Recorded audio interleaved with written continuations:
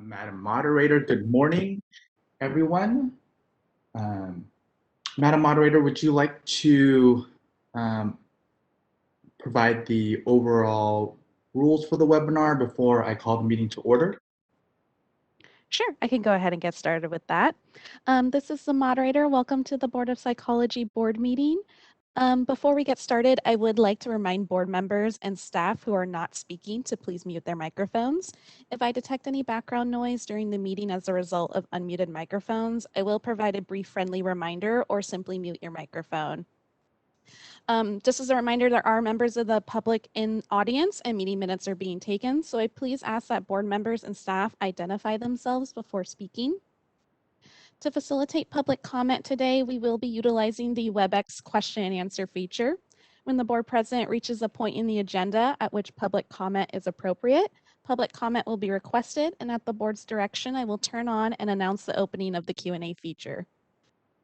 Members of the public can indicate that they would like to make a comment by clicking on that icon with a question mark within a square located at the bottom right-hand corner of their WebEx screen. We'll share instructions on the screen each time for your reference. In the Ask field, typically in the lower right-hand corner of your WebEx screen, members of the public who wish to make a comment will type, "I would like to make a public comment," and send to all panelists.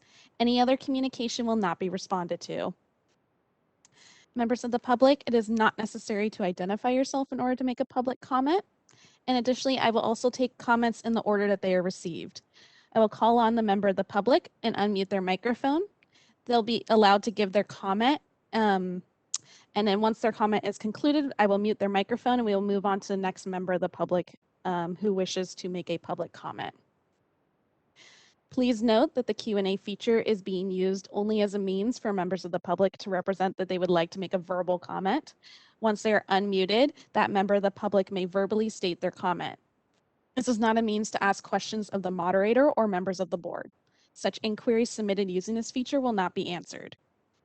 If any attendees utilize a profane name, they will not be called upon to prevent members of the public from being subjected to profane language. While you are free to express criticism or negative views, for sake of the members of the public participating on the call, please do not use profane language when making public comments to the board. If you do not have a microphone, please click on Audio and Video at the top of your screen and select Switch Audio. If you need further assistance, please refer to that How to Join DCA WebEx event guide that was provided with the board meeting link. And at this point, I will pass it back over to our board president. Thank you. Thank you so much, Madam Moderator. Good morning, my name is Seiron Fu and I use he, him pronouns, and I would like to call to order the Board of Psychology's February board meeting. Ms. Berteau, could you please call the roll to establish quorum? Yes. Kasuga? Here.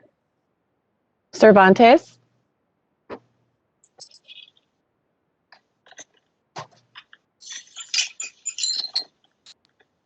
Fu? Here. Harb Sheets? Here. Nystrom? Here. Phillips? Here.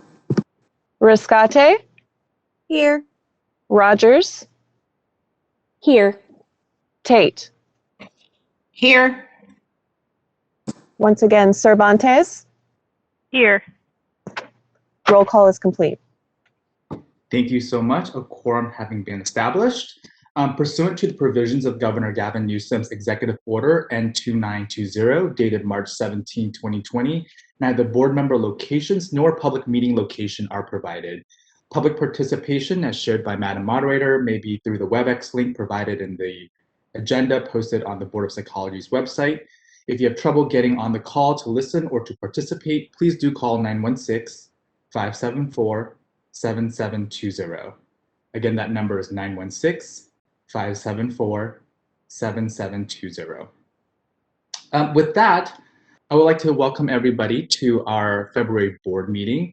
The Board of Psychology protects consumers of psychological services by licensing psychologists, regulating the practice of psychology, and supporting the evolution of the profession. I would also like to welcome 3 new staff members: Mr. John Burke, our Assistant Executive Officer, Ms. Christina Rivera, Legislative and Regulatory Analyst, and Ms. Carmen Hart, Central Services Technician. Ms. Sorrick will provide more information in her executive office report, but I wanted to welcome you on behalf of the board. You're joining a fantastic team with extraordinary leadership under Ms. Sorrick, and we're grateful for your service, talents, and contributions. Is there any public, or is there any board comment on the president's welcome? Seeing none, any public comment? This is the moderator. At the direction of the board, I will go ahead and open up the Q&A feature for public comment. Members of the public, if you would like to make a comment on this agenda item, please click that Q&A icon at the bottom right-hand corner of your WebEx screen. And I'll pause a moment to allow the public time to access that Q&A panel and submit their requests. Thanks so much. And this is a reminder that this is for the president's welcome. There will be public comment for items not on the agenda as after this item.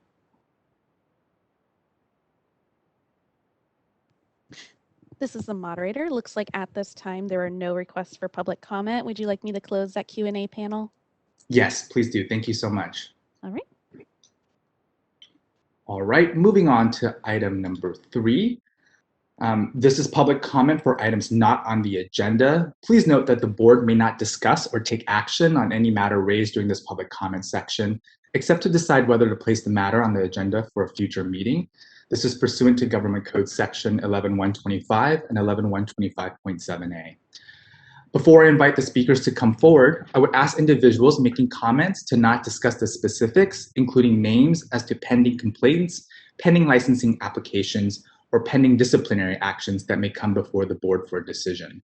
Such discussions are considered ex parte communications, as they could provide information to the members that is outside of the record in violation of the Administrative Procedure Act. Therefore, such discussions may create a conflict and interfere with the board's capacity to make necessary determinations. Board staff is available to speak to you individually and answer your questions outside of the hearing of board members. You may reach staff members at bopmail@dca.ca.gov. Again, that's B as in board, OP as in psychology, mail at dca.ca.gov. The board is eager to listen attentively to your comments, and while there may be a desire to engage in further discussion with comments presented during this time, the board may not discuss or take action on any matter raised during this public comment section, except to, as mentioned, except to place this item on the agenda for a future meeting. With that being said, Madam Moderator, could you please open the public comment section? Thank you. This is the moderator, and at the direction of the board, I have opened up the Q&A feature for public comment. Members of the public, if you would like to make a public comment for items not on the agenda, please click on that Q&A icon at the bottom right-hand corner of your WebEx screen. We're currently sharing instructions on the screen for your reference, and in the Ask field, typically in the lower right-hand corner of your WebEx screen, please type, "I would like to make a public comment," and send to all panelists. I'll go ahead and pause a moment to allow the public time to access that Q&A panel and submit their requests.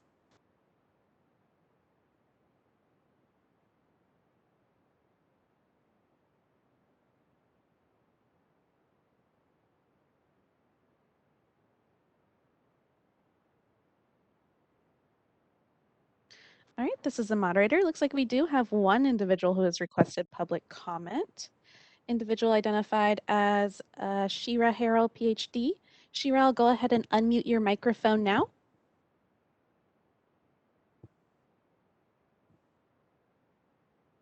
Okay, hi. My comment is that I think that it might be really important for the board to consider the exploitative nature of the licensure requirements, particularly those around taking the EPPP, because the EPPP has been established as having some very significant racial biases, as well as considering the fact that students and those seeking licensure are still members of the public and are not yet established as psychologists, and in many cases not even psychological assistants. So some of the licensure requirements around the examinations are also exploitative, and as well as considering the fact that the internship process can also be exploitative to students, and the necessities for the board to regulate and manage the ways in which students and people entering the field are exploited, particularly when they are people of color and other marginalized group members. Thank you so much, Dr. Harrell. Next public comment. All right, we'll move on to our next individual who has requested public comment. Individual identified as Camille de Leonardes. One moment while I find her in my attendee list. All right, and Camille, I'm going to unmute your microphone now. Good morning, everyone. My question or comment is related to the licensing tests. So essentially, as of COVID, a lot of individuals have had their tests cancelled or are unable to work due to their licensing expiring or the extensions expiring. So a lot of people have lost their main sources of income. So I was just wondering what the board was doing to take into account that people are losing their livelihood as a result of COVID and not being able to actually take the test. Thank you so much, Ms. de Leonardes. That item will actually be covered under item 8, under 8E actually, as well as the larger item when Dr. Harpsheets provides her report as chair of the licensure committee. Is there further public comment? This is the moderator. At this point, there are no further requests for public comment. Would you like me to close that Q&A panel? Yes, please. Thank you so much. All right, Q&A panel is now closed. Right. Is there any board discussion? Seeing none, we will move to item number 4. Item number 4 is the president's report. We've included in your packets, in the agenda packet, excuse me, the dates and locations for our 2021 board and committee meetings. For committee updates, I would like to announce the creation of the Examination for Professional Practice in Psychology, also known as the EPPP Ad Hoc Committee. This ad hoc committee will monitor national developments with regard to the use of the EPPP Part 2 skills exam, which has been launched in other jurisdictions.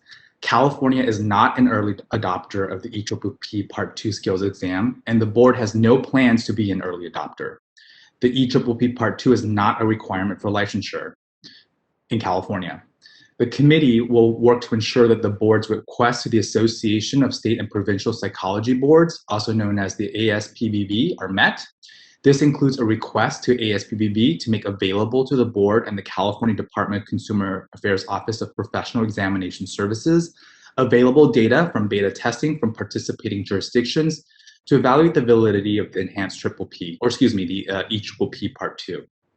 The committee will meet publicly, post agenda items, and provide opportunity for interested stakeholders to attend virtually or in person, depending on the conditions of the pandemic. This committee is chaired by our distinguished Dr. Cheryl Kasuga. Dr. Kasuga previously chaired the board's EPPP task force. Dr. Harpsheets, chair of our licensure committee, will also join the committee, bringing her expertise in this area. And finally, I will join as the third member of the committee. Dr. Kasuga, Dr. Harpsheets, would you like to make any comments with regard to this committee? This is Dr. Harpsheets. I'm happy to be a member, and I think it's a very timely committee, and I want to thank you for developing this task force for us so that we can address this important issue before the board. And certainly in the profession, there are a lot of questions. And so thank you very much, Mr. President. This is Dr. Kasuga. I am happy to be part of this ad hoc committee, and I appreciate Mr. Fu's creation of this much needed committee. Thank you. Thanks so much, Dr. Kasuga and Dr. Harpsheets, for your leadership and for being willing participants on this ad hoc committee to study this issue. Once we have dates for this committee, we will post it online and include it in future board meeting packets as well, so that members of the public as well as board members are aware of when this is happening. And we'll also make sure that the agenda, as I mentioned, and other materials are posted in a timely fashion so people have access to that. And finally, to round up this president's report, I would like to welcome Dr. Leah Tate as Vice President of the Board. Dr. Tate, would you like to make any comments? Not at this time, but happy to be here and happy to serve the board. Thank you, Dr. Tate. Okay, with that, any additional board comments or board questions? Seeing no unmuted mics, Madam Moderator, could you open the public comment for item number 4, please? All right, this is the moderator, and at the direction of the board, I have opened up that Q&A feature for public comment. Members of the public, if you would like to make a comment on this agenda item, agenda item number 4, please click on that Q&A icon at the bottom right-hand corner of your WebEx screen. I'll go ahead and pause a moment to give the public time to access that Q&A panel and submit their requests.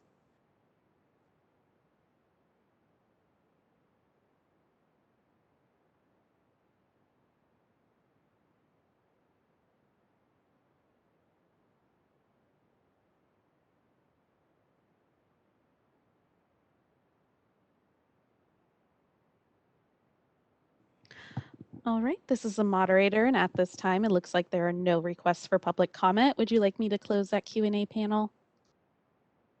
Yes, please. All right, the Q&A panel is now closed. Thank you so much. So we're now going to move to item number 5. Executive Officer Sorrick, could you please provide your report? Good morning, board members and members of the public. Included in the meeting materials is the Executive Officer's Report, Agenda Item 5. Just to reiterate what President Fu mentioned earlier, the board has hired 3 new staff to the board. We're happy to welcome back Jonathan Burke, who was originally with the board a few years back as the Central Services Coordinator at the time.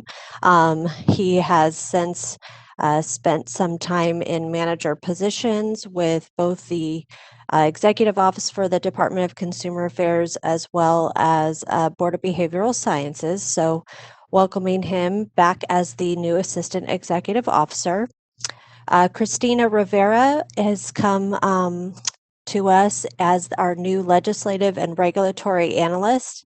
This position is kind of a newly crafted position that will focus on legislative and regulatory issues in support of the Central Services Unit. And then Carmen Harp actually is joining us as the new Central Services Technician, and she will be taking over the role that was previously filled by Ms. Pruto, doing renewals, verifications, and file transfers. So I'd like to welcome all the new staff and excited to have everybody on board. We have 1 current vacancy, which is an enforcement technician vacancy. We've been trying to fill that position, and unfortunately the candidates that we have been trying to work with, the Office of Human Resources, have not been eligible for hire. So it's a very complex and complicated system working in the state to try and backfill positions, but we are doing our best to try and fill that so we can have complaint intake, et cetera, filled by this office technician and not have that workload spread between our enforcement analysts. And also, I just wanted to close with the annual report to the legislature. Each year, the board staff puts together data and some narrative on accomplishments. This report to the legislature is in compliance with the Business and Professions Code Section 129, and it's provided for all the boards and bureaus within the Department of Consumer Affairs. This information was provided to the department, and they are currently compiling that and putting it into a report format, which we'll be able to provide to all of you at the May board meeting. So this is just a follow-up to that annual report. And that concludes the executive officer's report. Thanks so much, Ms. Sorrick. Are there any comments from the board? Seeing no questions or comments from the board, Madam Moderator, could you please open the public comment section? All right, this is the moderator, and at the direction of the board, I've opened up the Q&A panel for public comment. Members of the public, if you would like to make a comment on this agenda item, please click on that icon with a question mark within a square located at the bottom right-hand corner of your WebEx screen. I'll go ahead and pause a moment to allow the public time to access that Q&A panel and submit their requests.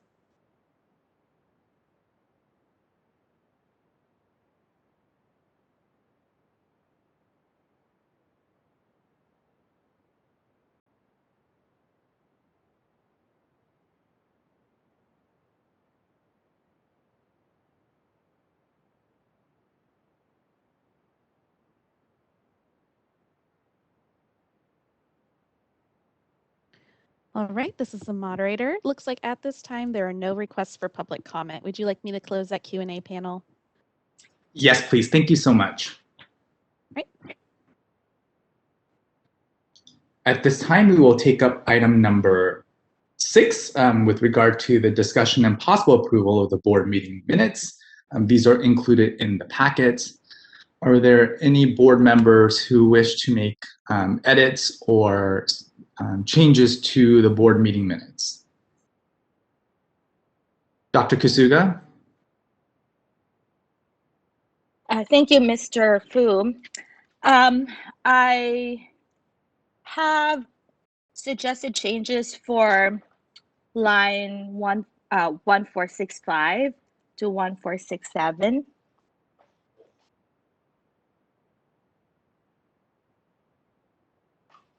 Dr. Kasuga, are these technical changes or are these substantive changes which you would like to read or share with the board? I think it's substantive. I don't think that captured my comment. Absolutely. And for reference again, could you share with us the line number? It's line numbers 1465 to 1467. And what would you 65 to 1467. Great, apologies. No worries. I'll let everyone catch up. And this is Will McGuire, Board Counsel. I just wanted to let board members and members of the public know who might be following along that this agenda item, the materials for this agenda item were in the hand carry section of our website, where it lists or the other agenda items are listed and the materials are listed, but it's just a separate area. So you have to click on a different document if you wanted to follow along. Thanks so much, Mr. McGuire. That was really helpful in pointing that out. I really appreciate it. Dr. Kasuga, so with regard to lines 1465 through 1467, this is page 33 of the document. What edits would you like to make? So currently it says Dr. Kasuga stated that individuals with developmental disabilities that require psychological services are a big proponent of consumers, and she does not believe they should be discarded. As it stands, the minutes does not reflect my primary objection to the term mental health services and why I advocated strongly to using the term psychological services. As I recall, that was a political calculation to use a narrower term, but I argued that it will be consequential to use a limiting term for that reason. So I'm suggesting that a change in the latter part of that statement. So my suggestion is this is my suggestion. Dr. Kasuga stated that individuals with developmental disabilities that require psychological services is a big proportion of consumers that will potentially be excluded if the term mental health services is used in the language. She advocates for the use of the term psychological services. I can go over it slowly if that will be an acceptable change for everybody.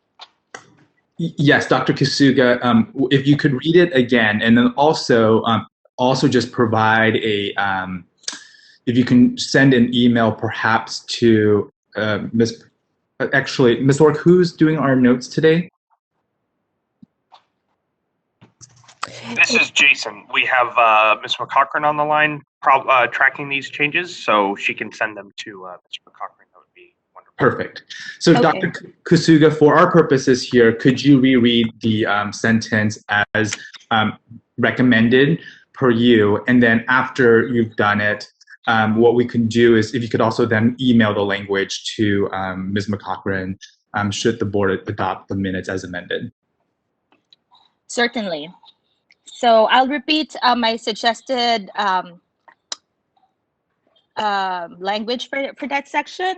Dr. Kasuga stated that individuals with developmental disabilities that require psychological services is a big proportion of consumers that will potentially be excluded if the term mental health services is used in the language.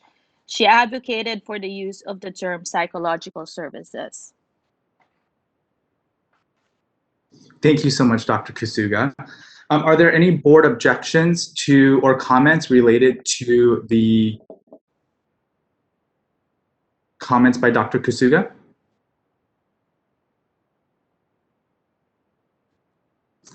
All right, seeing no further board comments or questions, could you please open for public comment, Madam Moderator?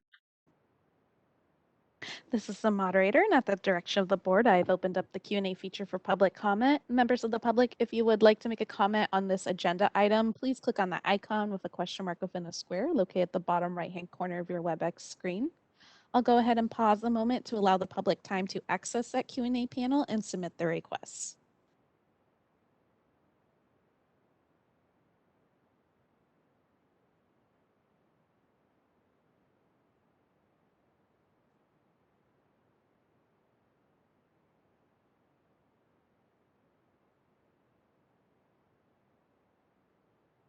This is the moderator. At this time, there are no requests for public comment. Would you like me to close that Q&A panel? Actually, Madam Moderator, could you keep it open because I Sure. didn't ask for a motion, and we'll need a public comment for a motion as well. So that was my mistake. Dr. Kasuga, would you like to make the motion to adopt the meeting minutes as amended with your suggestions? So moved. Is there a second? I'll second. I'll This second. is Marisela. So we have a motion by Dr. Kasuga and a second by Ms. Cervantes to adopt the meeting minutes as amended. Is there a public comment on the motion? All right, this is the moderator. As a reminder to members of the public, the Q&A feature is still open. If you would like to make a comment on the motion, please click on that icon at the lower right-hand corner of your WebEx screen. And I'll pause a moment to allow the public time to access that Q&A panel and submit their requests.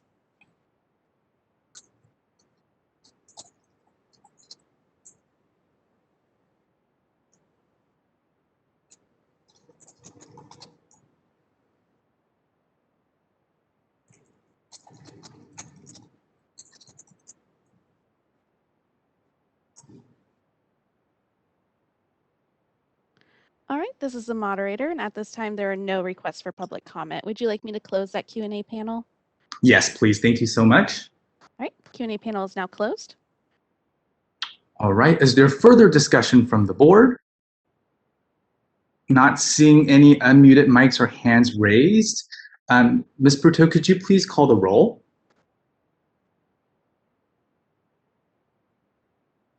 Yes. Just a second here. Kasuga, Aye. Cervantes, Aye. Fu, Aye. Harp Sheets, Aye. Nystrom, Aye. Phillips, Aye. Riscate,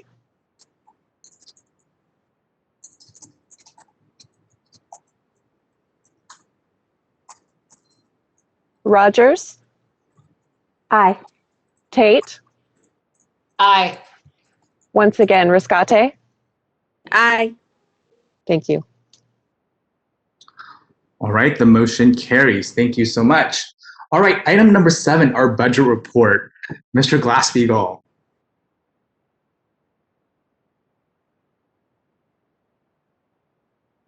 Good morning, board members. Included in your meeting materials is the board budgetary information through fiscal month 5, which is November of 2020. Of importance, I want to bring your attention to the board's fund condition. This can be found on page 6 of 7 if you're using the separated agenda items and page 16 of the combined packet. The Board of Psychology is statutorily authorized to have the Psychology Fund. This fund is where all revenue is deposited into and our yearly appropriation or yearly budget is withdrawn from. On the board's fund condition, I would like to direct your attention to the bottom numbers next to months in reserve. This number indicates how many months the board will be able to operate should the board stop receiving revenue. There are 2 important aspects with these numbers. The first is the numbers themselves, and the second is the downward trend of the numbers. Regarding the months in reserve specifically, the state of California prefers agencies to have between 3 and 6 months in reserve. This is not a mandate, but more of a best practice. Any agency with over 24 months in reserve are required to look into reducing their fees. As it can be seen from the board's months in reserve, we are below the threshold requiring a fee reduction and above the threshold of necessary months in reserve. Regarding the downward trend of months in reserve, since at least 2016, the board has been operating with a structural imbalance. This means the board has been allocated more money yearly from its fund into its budget than the board has been receiving in the form of revenue. For example, in the last fiscal year, the board received $5,715,000, of which $1,066,000 was interest from a repaid general fund loan, but the board spent $5,798,000. In total, not including the one-time payment of interest, the board spent $1,149,000 over the amount received in revenue from licensees and applicants. One area of increased cost is related to the board's laws and ethics examination. I bring this up to say that this will be discussed under agenda item 8E3 later today. The structural imbalance is to be expected, as the board has not had a fee increase other than the change to its delinquent fee in close to 20 years. Since then, the cost of doing business has significantly increased and requires the board to right-size its fund to ensure the program has enough revenue to administer the program and regulate its licensed professionals. Due to the declining months in reserve and the board's ongoing structural imbalance, board staff anticipate needing a fee change by fiscal year 2023-2024, which would start July 1 of 2023. To meet this goal, staff is recommending a modification to its renewal and initial licensure fee, which are currently both $400. This change would take place in 2 phases. Phase 1 would be to change the board's renewal fee to $500, which fully utilizes the board's statutory authority. Phase 2 would be to seek legislation for the appropriate fees for the board to continue to operate without a structural imbalance. This change will be presented to the board at the May 2021 board meeting. One final note before turning things over to the budget team, please disregard the bar charts provided in your materials. An error was found after the material submission date, but updated charts will be provided after today's meeting. Now I'd like to turn it over to Robert De Los Reyes with our budget office, as well as Paul McDermott with our budget office, and Matt Nishamini with our budget office. Madam Moderator, if you could promote those 3 individuals, I would appreciate it.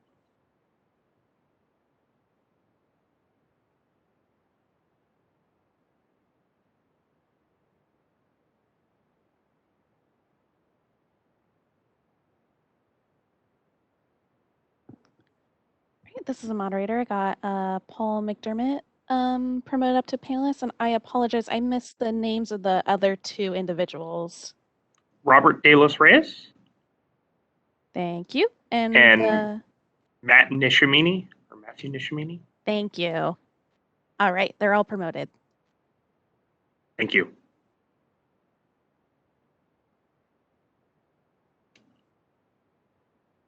And I turn it over to the budget office.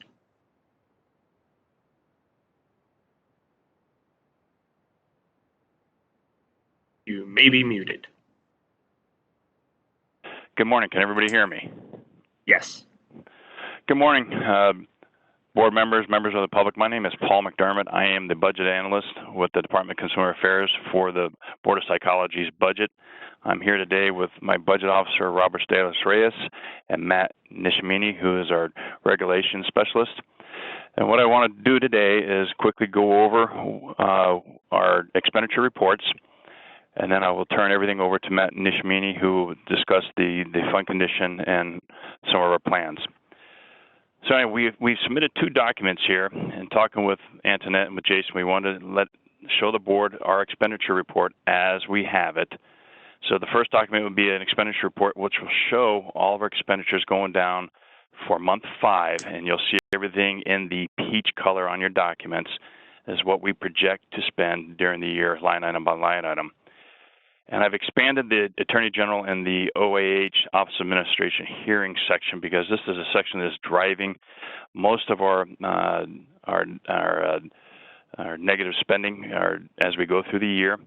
And this is something that we've known from day one and we've been addressing. So what I wanted to do was just show where we are with our raw numbers here and how we are addressing a negative $85,000 projection. And what we have at our disposal is, if you look on the second page, we have the tools we use to go through an augmentation, an AG augmentation. And from day one, we've been planning for this and working with the board on what type of augmentation we are going to look at. And if you look down the bottom, if we augment this AG, the Attorney General bill, we want to project anywhere from 1% to 2% augmentation or reversion. So we work towards that percentage with the board as we get expenditures in each month. So this is a fluid number that changes as we get more reports in. And this is indicative about and how the board is actually addressing their major issue, which is the safety and protection of the citizens and the people of California. So this number here will be fluid. It will change, and as we start submitting our augmentation, we'll have more hard numbers in the next couple months to fine-tune that percentage and fine-tune that number. But working with Jason and Antoinette, we've got a plan in place to address this issue, and each month we're working on it. So we're addressing that deficiency spending with an augmentation, and we're projecting about $120,000 reversion based off about a 2% reversion. And this is a fluid number. We will have solid numbers in the next couple of months, and we'll be able to do the augmentation at that point and give you more solid data. Is there any other questions on what our plan is to do with the expenditures and the AG augmentation? Board members, if you have a question for Mr. Glasspiegel or Mr. McDermott with regard to the fund condition for this upcoming fiscal year, please feel free to raise your hand or unmute yourselves. And Mr. McDermott, as board members do that, you will continue on with this presentation with what Mr. Glasspiegel mentioned about the May board meeting discussion as well in terms of some context to that, or is this the conclusion of the remarks? That'll be, Matt Nishimini will address that as we move forward for the May meeting. Thank you. Are there additional comments or questions from the board with regard to Mr. McDermott's question? Ms. Nystrom, I see you're unmuted. Oh, great. Thank you. Can you just go back over what the board can raise via regulation versus what the board needs to seek legislation for as far as fees go? Again, we'll have Matt Nishimini address that. He's our regulations specialist, so he'll be able to address that with you. Okay, that's perfect. Thank you. So are there any additional questions from Mr. McDermott with regard to the proposed 2021-22 budget? certainly if there are further questions, we could come back to it. And I'm not seeing any, so Mr. McDermott, would you like to pass it on to Mr. Nishimini? Sure. Yes, good morning. My name is Matt Nishimini. I'm with the DCA Budget Office, and I'm also with the DCA Regulatory Unit. I help to manage all the regulations that go through the department, and I provide the economic and the fiscal analyses for those regulations. I'd like to turn our attention back to the fund condition statement that Mr. Glasspiegel was going over. And it's my understanding, Mr. McDermott provided this fund condition statement to the board. So thank you, Paul. And it's also my understanding that we have some new board members who may not be familiar with the fund condition statement. So while Mr. Glasspiegel was very thorough in his overview of it, I can certainly follow up and answer any questions. But essentially what we're looking at is it's an income statement. It's going to show the ins and outflows, the inflows of revenues or deposits, like if you had a checking account, and then it's going to show the outflows, the expenditures, and then it's going to give you a total balance. As Mr. Glasspiegel noted, we have a decreasing fund balance, which he said is called a structural imbalance, where revenues are less than expenditures. So we need to do something. Not anticipated to go insolvent for a couple of years. So this is the perfect time for us to start this conversation and start thinking about these things. And that's why I'm here to answer any questions. As Mr. Glasspiegel noted, there are two avenues that we can proceed with a fee increase. One would be the regulatory route. Currently, so you know, the board's fees are set statutorily and they're set regulatorily. So they have a statutory cap, and then to implement that cap or to implement the actual fee amount, we do that through regulations. The regulatory process takes about a year. Technically, it would take about a year, maybe 16 months. Fee regs, we do fee regulations all the time. Your board is one of 40 or so programs within DCA who have fees and charge fees. So we do these all the time. I don't want to say they're cookie cutter, but we do have a formula and we have a plan and a methodology for these type of regulations. So the time the board takes action and approves the regulatory fee change, it probably takes about a year for us to get those effective. Mr. Glasspiegel also talked about a statutory increase. So a statutory increase can take a bit longer, and that's because we have to have the cooperation of the legislature. We need to have a bill to increase your fees. So that would either be a member of the legislature who is willing to carry a bill, or some other mechanism, you know, perhaps like sunset or as a typical spot for it, or other bills. But we need to have some sort of legislative action. So that we typically plan on at least 2 years. A statutory increase also, we would want to have a independent third party fee analysis conducted.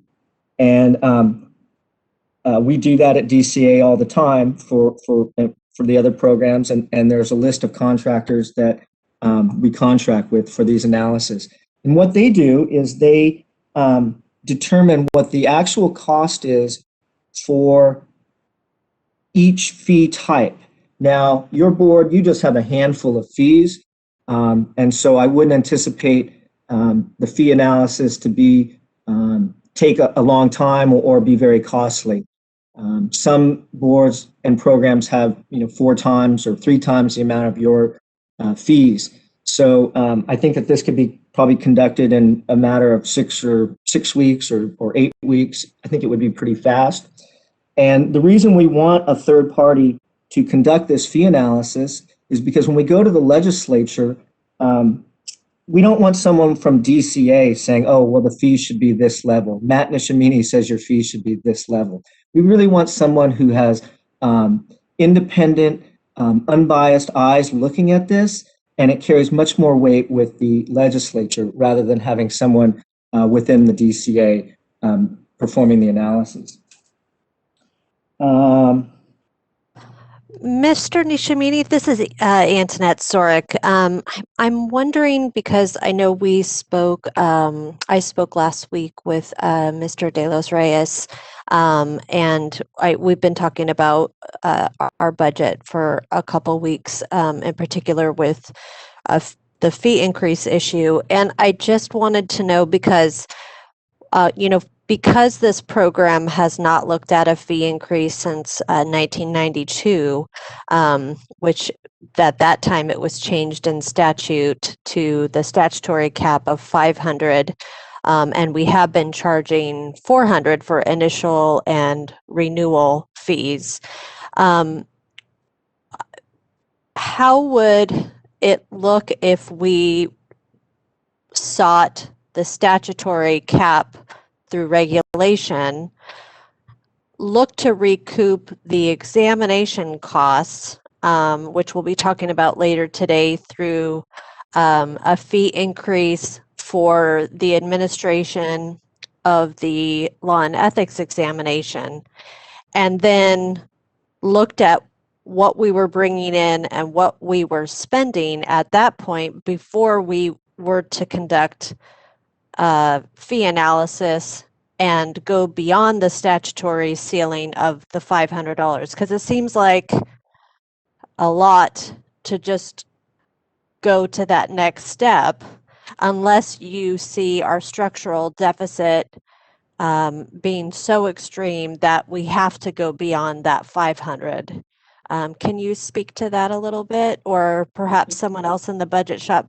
No, yes, Ms. Sorrick, thank you for that question. Thank you very much for that question. So the most immediate remedy for your structural imbalance would be to increase your fees that are not at the statutory cap. There are 5 fees currently: your initial license, your renewal, your application fees. You could increase those to the statutory cap, and that's going to increase your revenues by about $900,000. In looking at the fund condition statement on page 16, an additional $900,000 is not going to eliminate your structural imbalance by itself. You also mentioned increasing your exam fees. So exam fees, we looked at that, and it'll probably bring in less than another $100,000, closer to $75,000. So the two together are not going to eliminate your structural balance moving forward. It will extend the time horizon for the board to become insolvent by another year, along with the repayment of the general fund loans, the $900,000 that are and the $330,000 that were loaned to the general fund in the current year. We would want those repaid back, but you're still, so it would push out your insolvency by 1 year, which would give us another year to plan for that statutory increase. So that would help. Thank you. I appreciate that. Thank you, Ms. Sorrick. I see Ms. Cervantes' hands up, but I also am cognizant that Ms. Nystrom had asked the question earlier. So before going to Ms. Cervantes and Dr. Phillips, Ms. Nystrom, was your question answered by Mr. Nishamini's presentation? It sure was. Thank you for that. And then my only other follow-up is with regards to the third-party fee audit or analysis. I'm curious, do they also look at ways for efficiencies to be met by the board? Any, I guess, pro rata share information to make sure that the board is paying, you know, the right amount for pro rata, and just kind of if those are issues that they look at. Right. Yeah. So each contract is different. Some contracts only look at what the fee levels need to be to eliminate the current structural imbalance without looking at efficiencies. However, that could be built into a contract. There are also services within the department that could be employed to help with the efficiencies. There's the Office of Professional Services that can help with that also. I would note, though, that it really looks like the increase, and I would say even more recent increase, and the exacerbation of the structural imbalance is really caused by enforcement-related activities and not inefficiencies, operational inefficiencies within the board. It appears that the board is taking more cases to the Attorney General's office, and its enforcement-related activities have really gone up. And, that's a double-edged coin in that you're doing your job, right? The board is doing its due diligence, it's doing its regulatory oversight by ensuring public safety, which is your primary charge. However, then we bring in other parties. We bring in the Office of Administrative Hearings, we bring in the Department of Justice, and they have their own billing cycles. So to that extent, we really, are beholden upon them, and we don't have a lot we don't have any control over their costs, other than not sending fewer cases over there. But to the extent that you guys are conducting your regulatory oversight and you have increased enforcement-related activities, I would say that those are the main drivers of your costs. Thank you for that additional information. I appreciate it. Certainly, as a new board member, all of the numbers, are kind of overwhelming at times, and so I appreciate you walking me through that. Thank you. Thank you, Ms. Nystrom. Ms. Cervantes? Hi there, Mr. Nishimin. My question is along the same lines. You mentioned that for the regulatory process, or DCA has a process for dealing with fees through the regulatory process. Can you tell us a little bit about what is included or what is part of that process by the department? What type of analysis is conducted?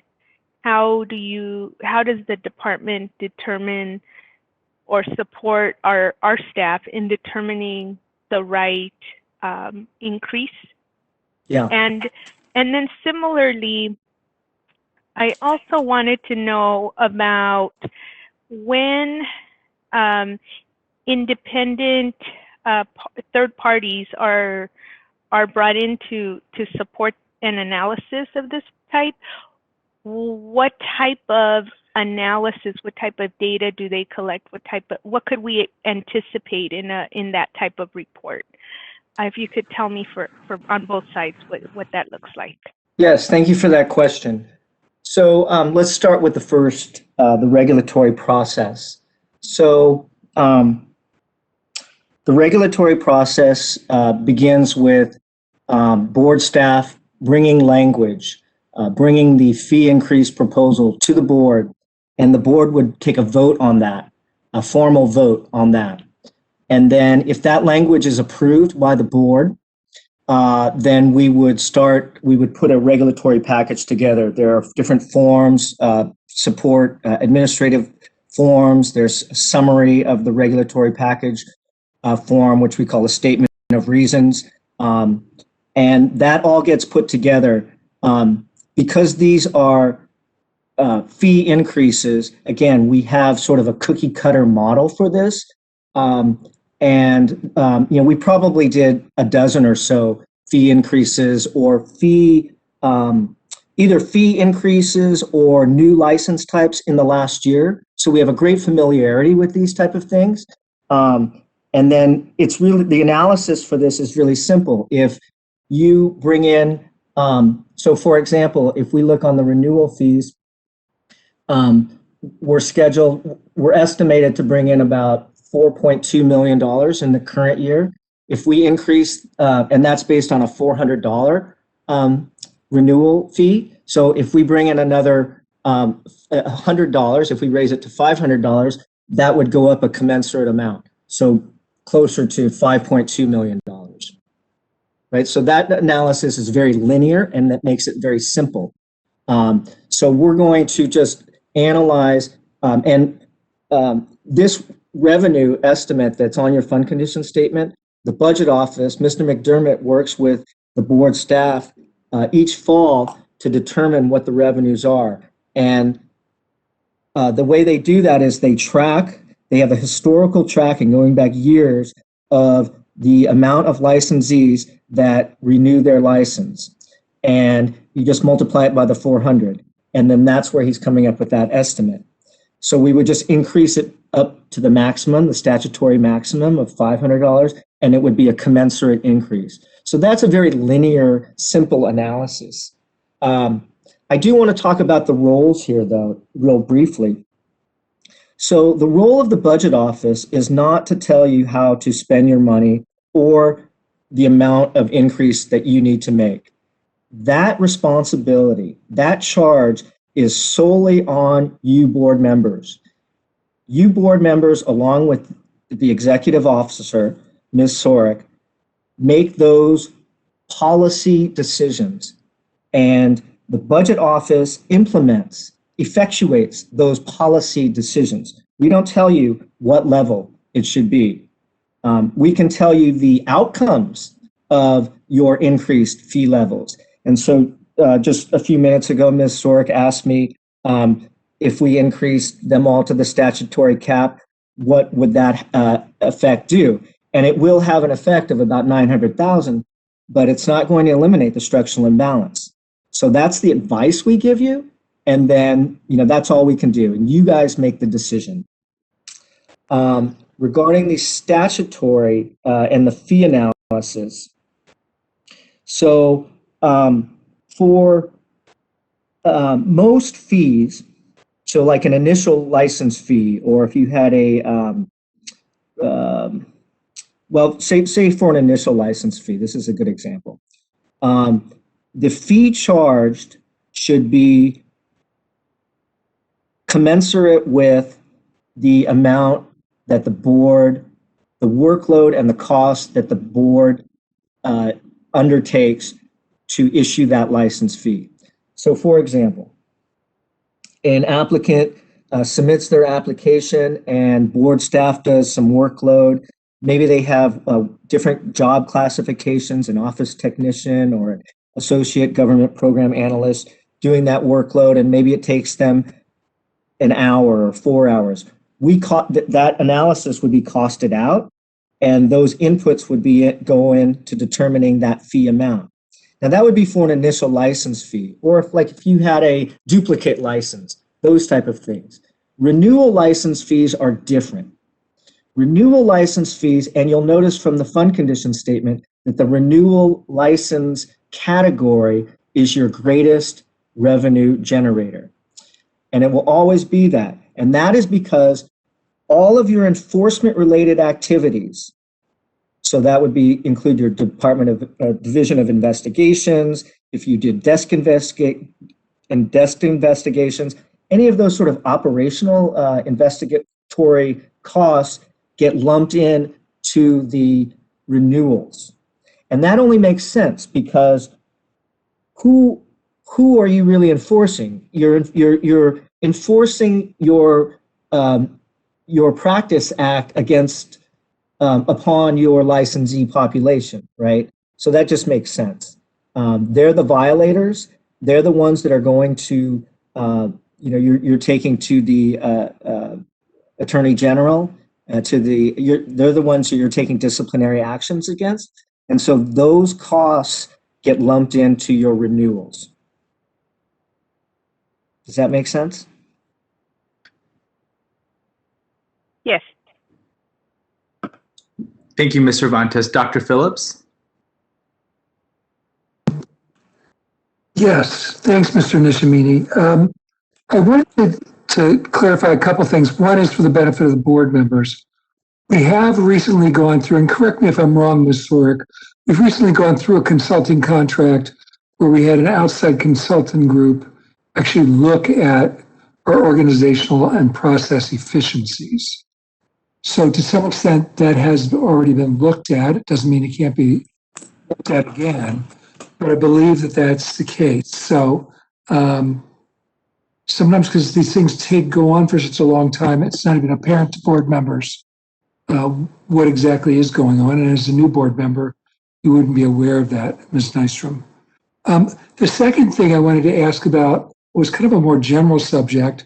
It's a sore point with our licensees, has been traditionally a sore point with our licensees, and that is the general fund loans.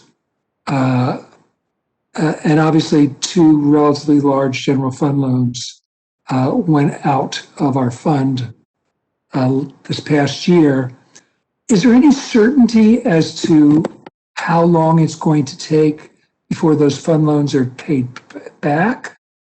Or is this going to be similar to the process we've gone through in the past where they're just going to hang out there in an amorphous state for an indefinite period of time? Yeah, thank you for that question. So with respect to the general fund loans, it is the prerogative of the administration to implement general fund loans. That's written in every budget bill, that they have that ability and that authority to do that. The previous general fund loans that you've had in the past really didn't have that much of an impact on your fund because you had so many months in reserve. This fund condition statement shows you had 20.6 months in reserve in the prior year, and that includes those general fund loans being repaid back. 20 months is a lot. As Mr. Glasspiegel noted, 3 to 6 months is typically considered a healthy reserve balance. Anything over 24 would be considered bloated and really out of statutory compliance. So I don't think that the previous historical loans had much impact on your operational or really your thinking. So you guys were still operating with a structural imbalance, but you had this huge pot of money. So you decided, well, you know what, it really wasn't that big of a deal. So you could just keep going along. Now your spending has increased. So your structural imbalance has increased. And then they did sweep 1.23 million in the current year, the 900 and the 330. Those will have to be paid back before you do any statutory increase. And they would likely be paid back, next year. So the DCA Budget Office will work with the Department of Finance, and they will bring to light that the board is seeking a regulatory fee increase, and that you guys need this money. And so there is some flexibility there. That money is definitely going to get paid back. It's definitely going to get paid back. It's really just a timing thing. Unfortunately, with this pandemic, the administration decided to take funds where they were available. And because you guys had a 14-month plus reserve in the current year, the administration thought that it was acceptable to and reasonable to take that money this year. But I would expect it would be paid back probably in the next year or so. Okay, I just have a follow-up to that then. Were it not for those loans being taken out of our general out of our fund, psychology fund, Would it be necessary for us to be thinking about a fee increase? Absolutely. Notwithstanding the loans, you have a structural Yes. imbalance. Notwithstanding the general fund loans, you have a structural imbalance, which is getting worse. And so when you have a structural imbalance, there are really three choices. You can either increase your fees, you can reduce your spending, or you can do some combination of the two. So, as Ms. Sorrick noted, you have one vacancy. Staffing composition is really the main driver of costs for any business, for any board, employee compensation. Those are the main drivers of cost. But then you guys also have this second large pool of costs, and that is your enforcement-related activities. That's your attorney general costs. That's your division in investigations. So again, you board members need to make the choices. Are we doing our charge? Do you think your enforcement-related activities are sufficient?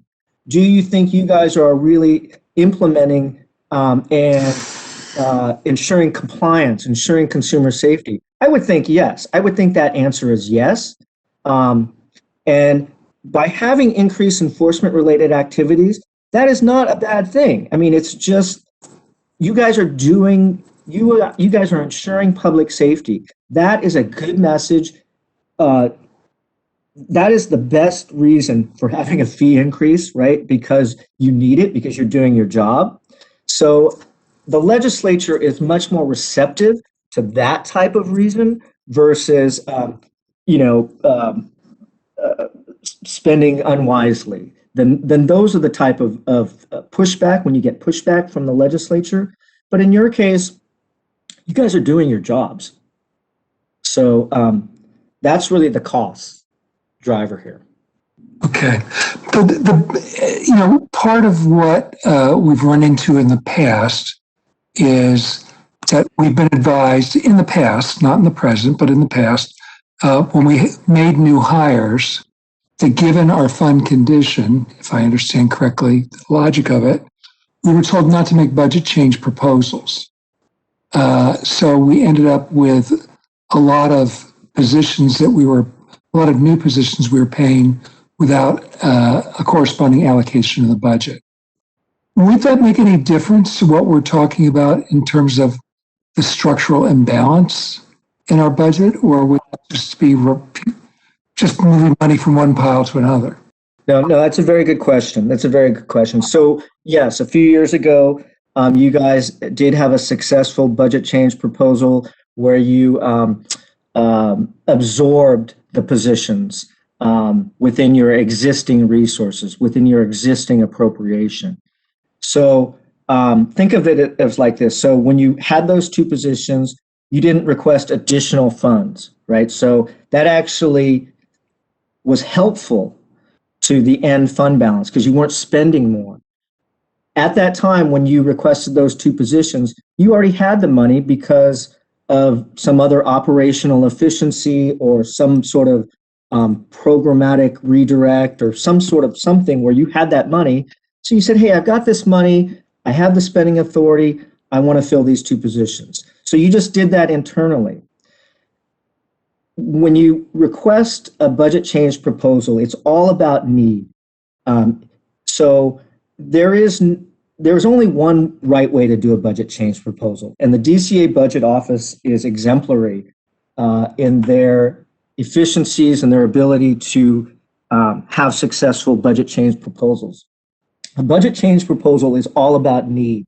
If you need a position, if you need additional resources, then explain it to someone, explain it to the budget office, and then they will help craft a budget change proposal to send to the Department of Finance, to the administration, to deliberate, and hopefully based upon the merits. It's all about the merits and the need for that budget change proposal. So long way around this is it would you guys didn't increase your cost spending, so it actually didn't have an effect on your end fund balance because you were absorbing those costs. Does that make sense? It does. Yeah. It's a little mysterious. And I feel like at one point we as a board felt that we'd gotten burned by not making budget change proposals. But I think what you're saying is basically that it would have come out of our fund or our general revenue anyway. Yeah, so if you would say, for example, you had requested 3 positions that cost $500,000. Well, that would be an additional $5,000 to your current budget, right? So it would be actually exacerbating this structural imbalance. It would be driving you to insolvency quicker. Again, with a budget change proposal, it really should stand on the merits of the need. If there is a problem, if there is a need that needs to be filled, then the board needs to come up with a solution to that problem, to that need, and request those additional resources. So that would be my advice with budget change proposals. Thank you for that clarification. And Dr. Phillips, this is Robert Delastreis, I'm the budget officer. I just want to add another point there to kind of round this conversation. But first and foremost, I want to commend the board for managing their fund for over 20 years without needing a fee increase. Now, one thing that you mentioned that, the board was potentially burned by not submitting BCPs, I see it the other way, to where that is an indication that the board has been managing their fund appropriately, to where they've identified that they had the ability to absorb these costs within their own spending authority and saving in other areas where they felt like they could save, to redirect those costs to pay for those positions that would normally be augmented with a commensurate increase from the fund to your budget authority. So number one, that is an indication that the board has been managing their fund without needing an additional budget authority increase over the years by just absorbing those costs for those positions. Now, what's going on kind of in the current situation is the board has managed that, but they're at a point where they could no longer manage it anymore. And some of those indications are some of the things we talked about today. One, for example, the Attorney General increased their rates, and that's an indication that the cost of doing business has just increased in general, so they needed to increase their rates to make ends meet. Hence, we pay for their services, so we're also kind of the indirect result from also needing to do a commensurate increase or analysis to how we could right-size our fund, because we are indirectly affected by those general costs of business services increasing. But again, just to clarify that point, Dr. Phillips, I think that's a good thing, to where you've managed your fund to where you didn't need to increase your budget spending authority each year. Hence the reason why we haven't increased fees for over 20 years. But to also give you additional perspective, the board isn't the only program that's taking a look at fees or undergoing a potential fee increase. There are other DCA programs that are also affected by the general cost of business going up or being more pricey. And psychology is another program. There's another program that hasn't increased fees for over 20 years, that they're actually looking at fees, just like how we're having this conversation as well. And it's just an indication that, it's more expensive as it is now than it was 20 years ago. And we're just having this discussion with the board to where we're observing and we're anticipating a breaking point, which is the insolvency factor that we're here talking about, that it's a few years out, and we want to give ample time for the board to prepare for that. And that's much appreciated. Yeah. So again, without commenting, I'm sorry, I cut myself off. I doubled. And without talking about specific programs, because obviously it's beyond our purview, are other programs being impacted in terms of their bottom line by increased costs related to the use of the Attorney General's office? Yeah, that's again, the general cost of doing business is a variety of things, right? One is the Attorney General. That is a contributing factor. In certain cases, for certain programs, that is one of the main contributing factors. Other cases, it could be just, as you know it, we had general salary increases over the last 20 years. That also contributes to that, where in certain programs that have a lot of positions, that could be one of the main contributing factors. But our plan is before the May board meeting, and we'll have this ready for you guys, is we're going to really just map that out for the board. So you could really see that in a document that shows kind of what's increased within the board's budget. So it gives you that perspective to see, oh, wow, it's really enforcement. It's really Attorney General. Actually, it's also the general salaries that have increased over the years with it in combination with the positions that we requested over the years. So that's the plan, is to kind of lay that out for you guys before the board, to have it ready by the main board meeting, so we could share that with the board, so you guys could have that perspective to see really kind of what are the contributing factors. But to answer your question, yes, I mean, that is a contributing factor in certain cases for certain programs. It is one of the main contributing factors to why they need an increase. Thank you. I have Dr. Harpsheets next. I know I have comments, and I see Ms. Cervantes and also Dr. Tate as well. So, Dr. Harpsheets. Thank you, Mr. Fu. I just wanted to ask the question, since in item 8E3, we will be discussing a possible fee increase for the law and ethics exam, would it be useful to move that item up to have the discussion while the budget people were here with us? That makes sense to me. I'm not sure if Ms. Sorrick, do we have? That makes actually complete sense, and I appreciate that suggestion. We don't often have a group this large from the budget office available to us for questions and process. So yeah, I think that would be a fantastic idea. Perfect. So thank you so much, Dr. Harpsheets, for that suggestion. And what we'll do is at the conclusion of the budget report, we will then move to that item in item number 8, which follows this. And you can take that item out of order alphabetically so that we can touch that item. Thank you, Dr. Harpsheets. Do you have additional questions or comments? All right. I'm going to go to Ms. Cervantes. Just a quick question, and I'm not sure who to direct it to. Do we have any indication that we may be asked for another loan, or voluntold for another loan to the general fund during this upcoming fiscal year?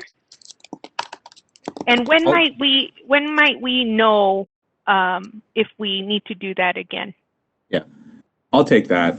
Thank you for that question, Mr. Fuentes. And the answer to that question, we don't have any indication that there are any additional general fund loans to be taken out of the Board of Psychology's fund at this moment. The only 2 loans are the 2 loans that you see in front of you in the fund condition. The first loan for $900,000 and the second loan for $330,000. I could a point of clarification. The first loan is scheduled to be paid back by 23-24. As Matt mentioned, we're taking a look at fee increases.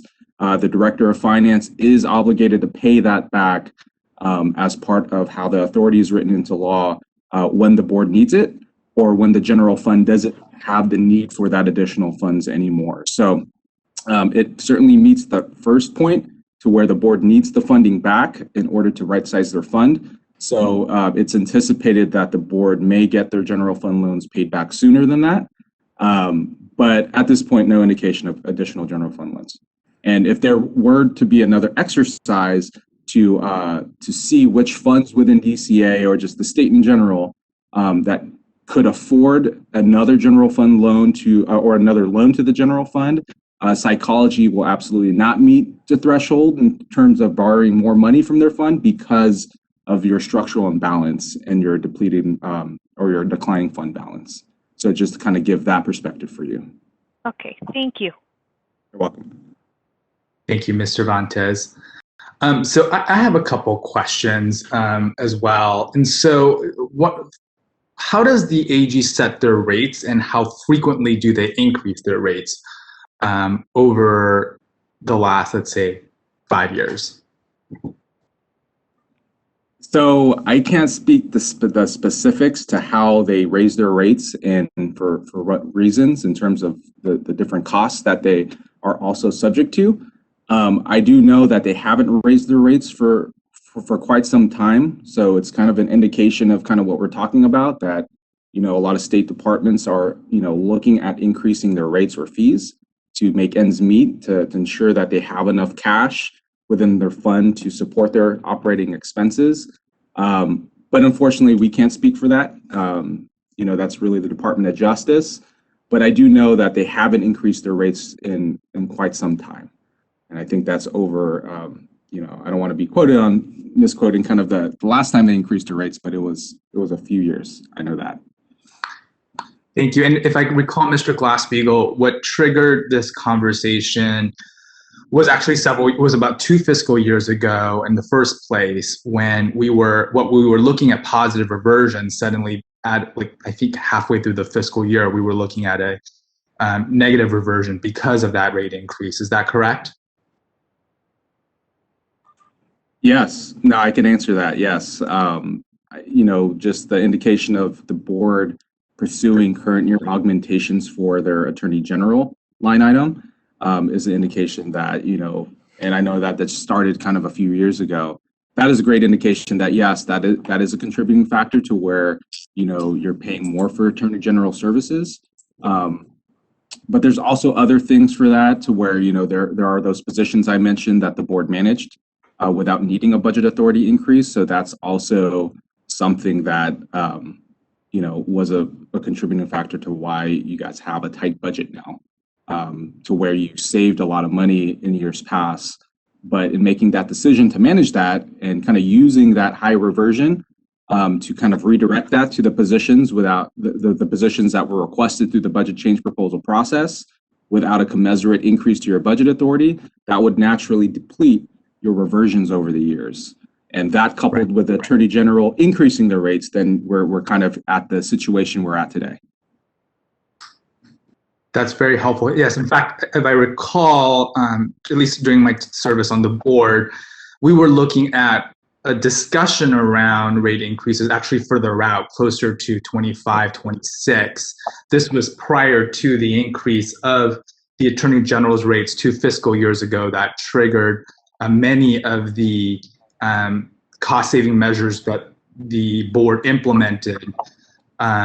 So I want to highlight that the board's, to your point, Mr. De Los Reyes, that the board has managed the fund well, that for many years, in fact, we were looking at positive reversions, and this conversation about the fund balance was actually looking into fiscal year 25-26, rather than starting this conversation even now. So the other comment I'm going to make here is that while certainly the budget office, while certainly the board makes the policy decision based on the information and guidance that the budget office provides, and I'm appreciative of the fact that Mr. Glasspiegel and Mr. McDermott have worked really closely together over the last 2 years in particular.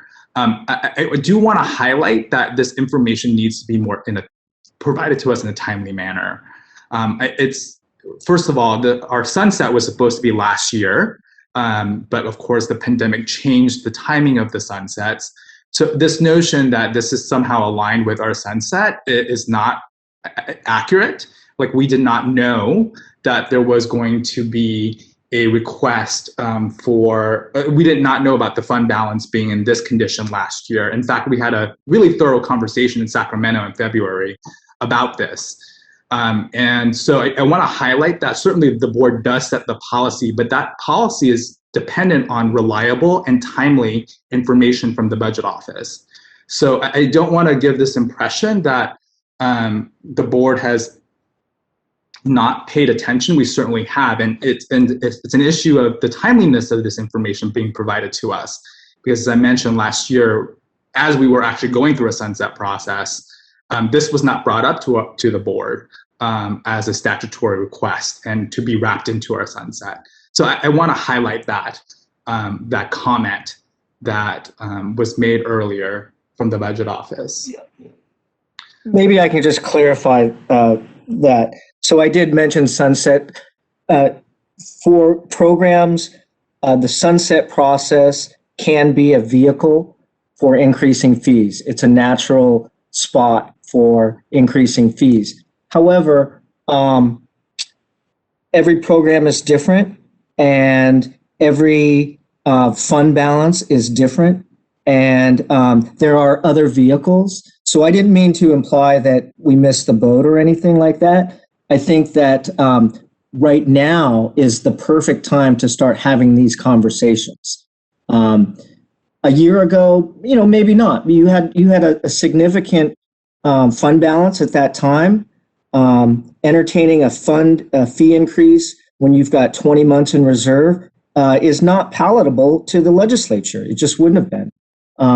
So now moving forward, we're talking about a statutory fee increase 2 years down the road. That is going to be the time when it's effectuated. And so now is the time. If we work 2 years back, this is the time now, the appropriate time for us to start that communication. So I'm sorry if that was misconstrued in any way. Thank you, Mr. Nishimini. Yeah, and I also just kind of want to add to the point. But first and foremost, I acknowledge that point, that timely, information is always important. But I also want to emphasize that the numbers on these fund condition statements are very fluid.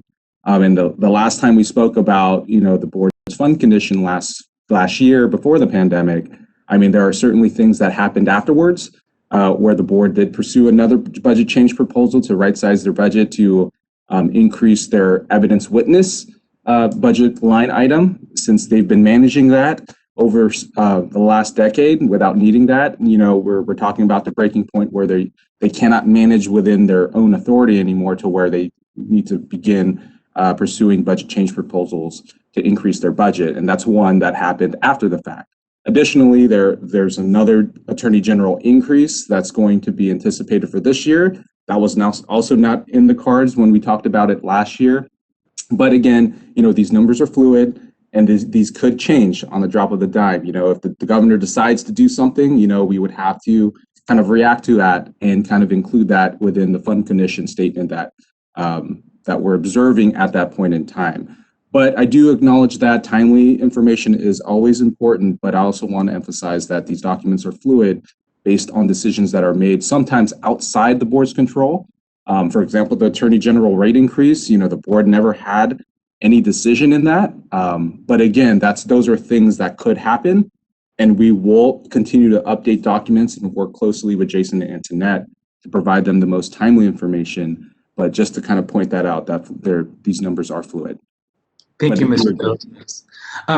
Just one more question. Did I hear correctly that the last time the board had a discussion about the rates was in 1992?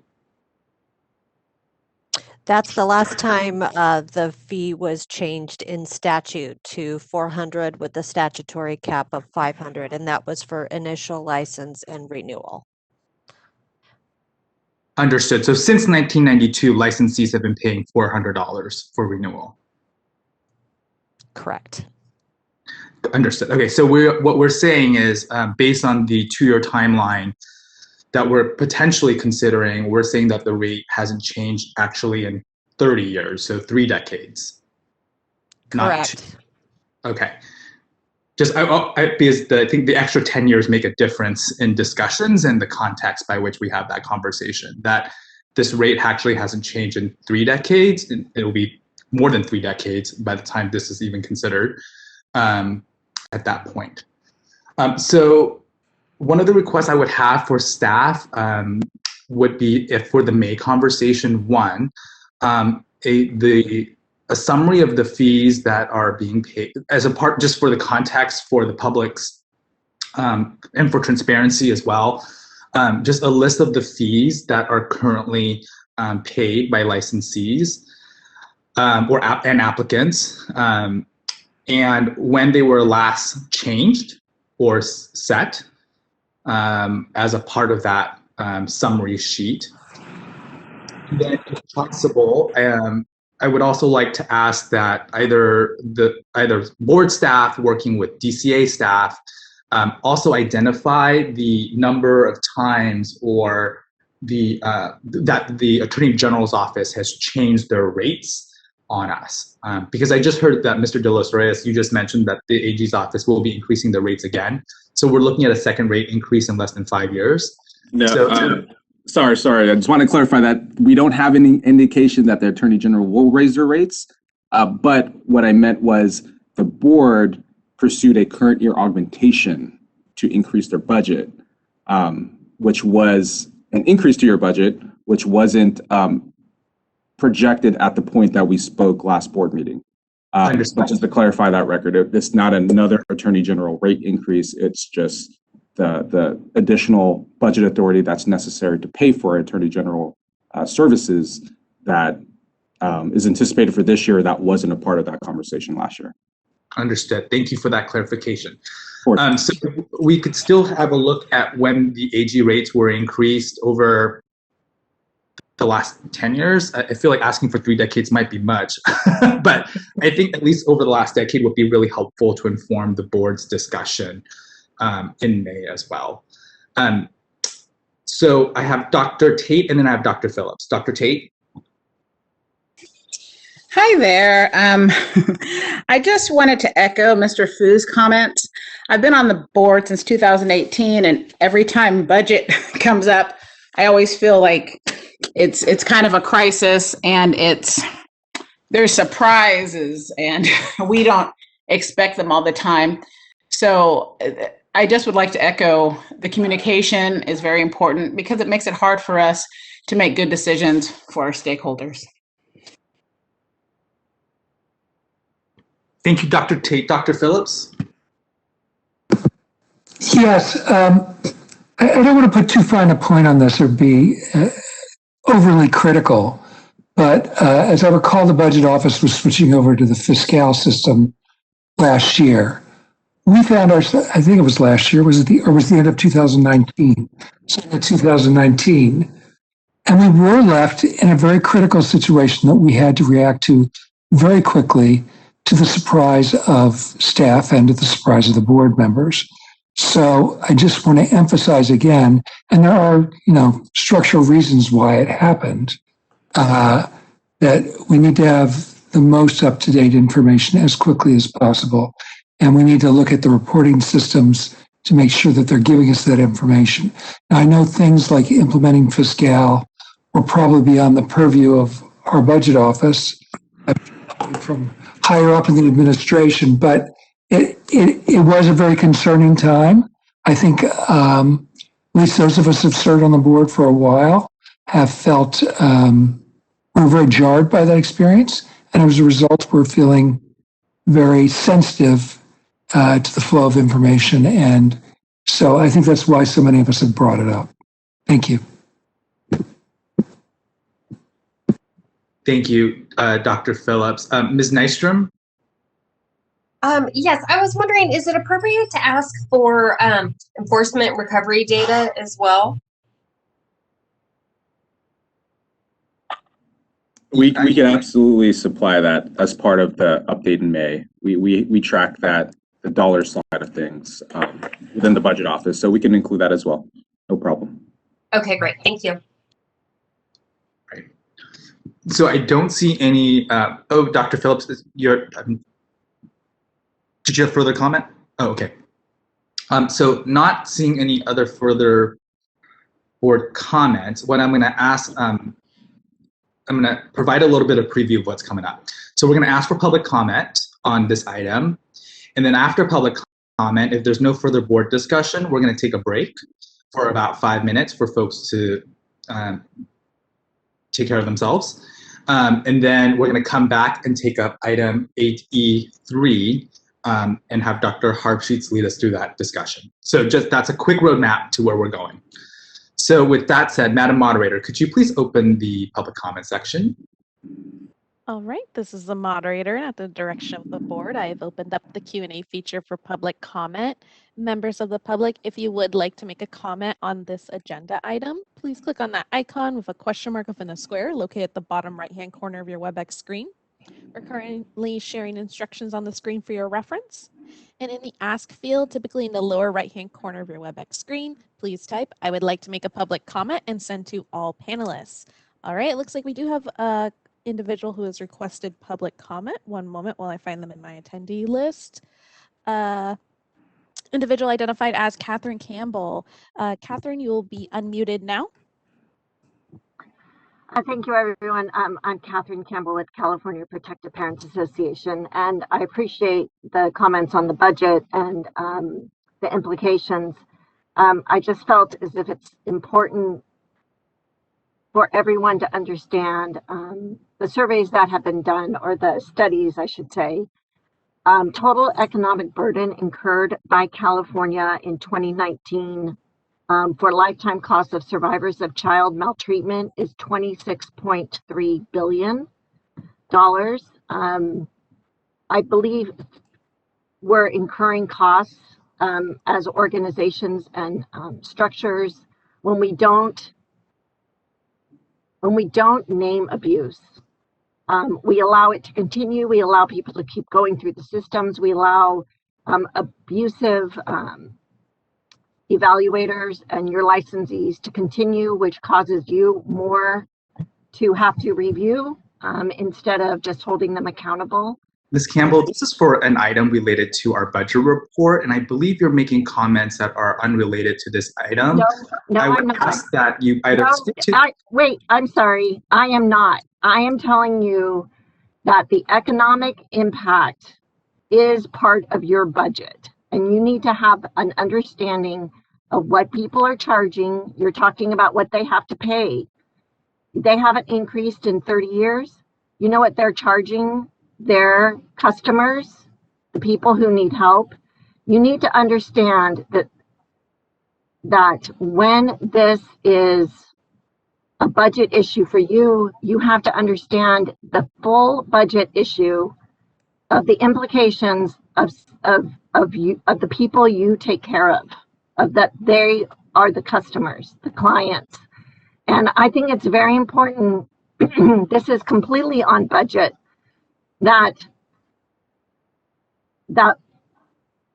there would be less of a need for an increase in your budget if things were done differently, if abuse was realized, and if you understand that people are paying $20,000, $40,000 to your licensees to get help, right? I mean, I don't think you need to be in a budget crisis. I think you need to understand the bigger picture to help your budget. Thank you so much, Ms. Campbell, for drawing that nexus. That was really helpful in your clarifying comments. Dr. Harrell? This is the moderator. We'll move on to our next individual who has requested public comment. Individual identified as Shira Harrell. Shira, I am unmuting your microphone now. Hi, good morning, everyone. So my question is about the scope of the renewal fees. I was wondering if you guys look comparatively to other boards. For instance, the physicians and surgeons pay $820 for their renewal fees. Mind you, physicians and surgeons often have very significantly larger incomes in and of themselves. So I think that maybe looking at maybe the scope of the renewal fees, and also, are there other means for revenue accrual beyond the licensing fees and the cost for the licensing renewal fees, as well as the cost for things such as the CPLEE, especially considering that for those that are taking the CPLEE, they are new into the field, relatively new into the field, and there is opportunities there. There are opportunities for exploitation of people that are entering the field with the examinations for licensure, both the CPLEE and the EPPP. Also, is it possible to consider increasing the fees for citations and fines rather than increasing the fees for, or rather even in addition to increasing the fees for renewal of licensure as added ways of accruing revenue? Thank you, Dr. Harrell. I'm going to ask that the Budget Office respond to those comments at the conclusion of public comment. So, Dr. Harrell, we will answer your questions, and we will do so at the conclusion of public comment. Thank you for that. Dr. Schaefer? Schaefer from the Division II Board on Education and Training of California Psychological Association and Chair of the California Psychology Internship Council. I've been attending the board meetings for well over 12 years, and over that time, I have been witness to reports at the board meetings of the state needing to remove funds from the budget of the Board of Psychology, and because of the surplus that was going on, yet at those times would refuse to even reduce the fees to psychologists, even though there was a surplus. The state left the board with IOUs year after year, and to my knowledge, unless something happened, when I blink, so to speak, those funds were not brought back to the Board of Psychology. So I'm just, as a consumer and as a psychologist in my field, I'm a bit concerned about what I heard earlier, that these funds that were taken now would be brought back when needed, when obviously all those past funds, which were a significant amount, are obviously needed by the board for it to do its work. So I'm a bit concerned about that. I'm also concerned for my colleagues and my field that during COVID and during all the other impact they're having, that an increase in fees would occur. Contrary to what some people might think that psychologists make, the average annual gross salary of psychologists in Los Angeles County is $70,000, and that's gross. So certainly there may be people that have a preponderance of funds from the work they do, but that's not emblematic of what typically happens in our field. And people just coming into the field are coming in with tremendous loans, educational loans of $200,000 plus quite often. So I'd like those things to, if possible, be taken into consideration by all parties, including DCA and the powers that be above them, in whatever decisions are made going forward. Thank you so much. Thank you, Dr. Schaefer. Dr. Winkleman? Elizabeth. Hi, it's Dr. Elizabeth Winkleman from the California Psychological Association. I just wanted to follow up and reinforce what Dr. Harrell and Dr. Schaefer are mentioning about the potential of increasing fees, in that it can be a burden for psychologists who work in various settings that don't have particularly high salaries necessarily, and certainly for those newer to the field that do have documented average in very high levels of debt. I think I read somewhere the average of something like $120,000 just for the graduate school. And of course, underrepresented psychologists from underrepresented groups, it may hit them particularly hard. So I just wanted to reinforce those comments, and also Dr. Harrell's question about, are there other ways of increasing the revenues besides other than increasing fees for the licenses and licensure renewals and tests? Thank you.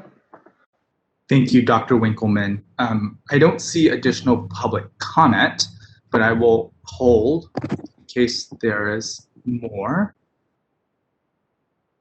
All right, I'm not seeing further public comment on this item. So, Madam Moderator, could you please close the public comment section.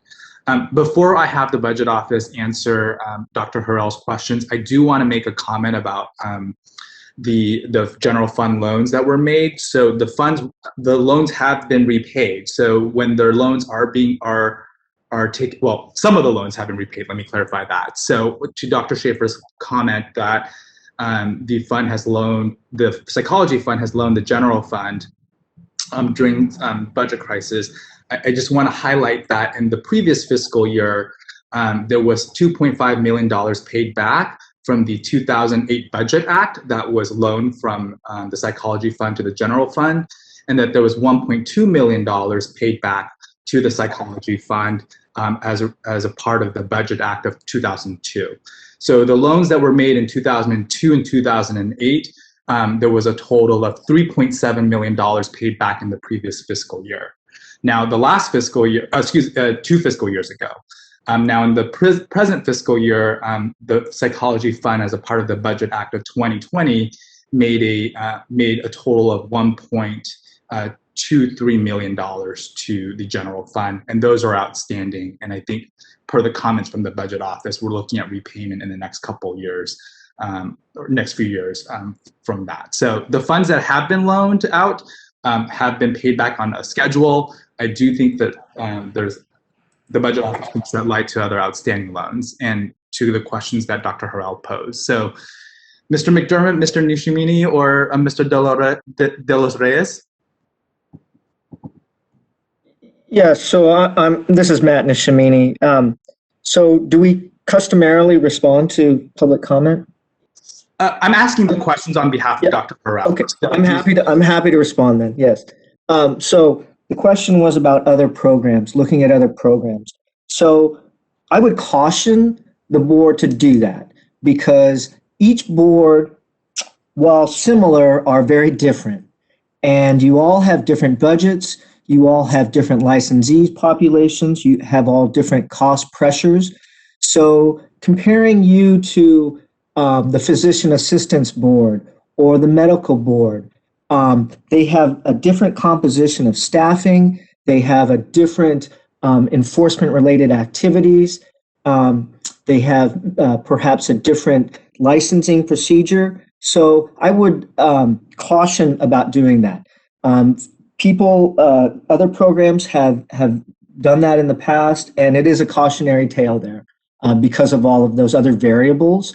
You guys are unique, and you need to manage your fiscal intake related directly to how much you're spending. And it doesn't, while it may be informative to look at some of those other programs, you really need to take a hard look at your own operations. The second comment was about citation and fines. So citations and fines are, again, the purview of the board, but you really cannot budget based upon citation and fines. Additionally, you guys don't bring in that much in citations and fines, so it's not going to right size your budget. You could do that just to, I would say citations and fines would be more reserved as a punitive measure or as a measure to keep licensees from non-compliance, and not really as a budgetary fix. Thank you. And just a follow-up question, and just to be clear, with regard to salaries and licensing fees, the licensing fees or let me take a step back. The fees that the board have, or levies, I should say, are for the purposes of cost recovery administration, right? They're independent from salaries of licensees. I just want to make a point of clarification, Mr. Fu. This is Antoinette Sorrick. With some of the other programs, part of the renewal fees do pay for the discipline. And while it is accurate that the renewal fees pay for the entire staffing, of our board office, we ask for cost recovery for the investigative costs and the attorney's fees as part of the discipline process. Some of the other programs don't operate in that way. Some of the other programs may take kind of an average approach and incorporate those discipline costs for investigative and attorney fees and put that into the renewal fees. As a policy, this board does not do that. As a policy, this board, when it has discipline against a licensee, we ask for cost recovery because the policy of this board has been that the people that violate the law will pay for the cost to maintain that enforcement of that law, if that makes sense.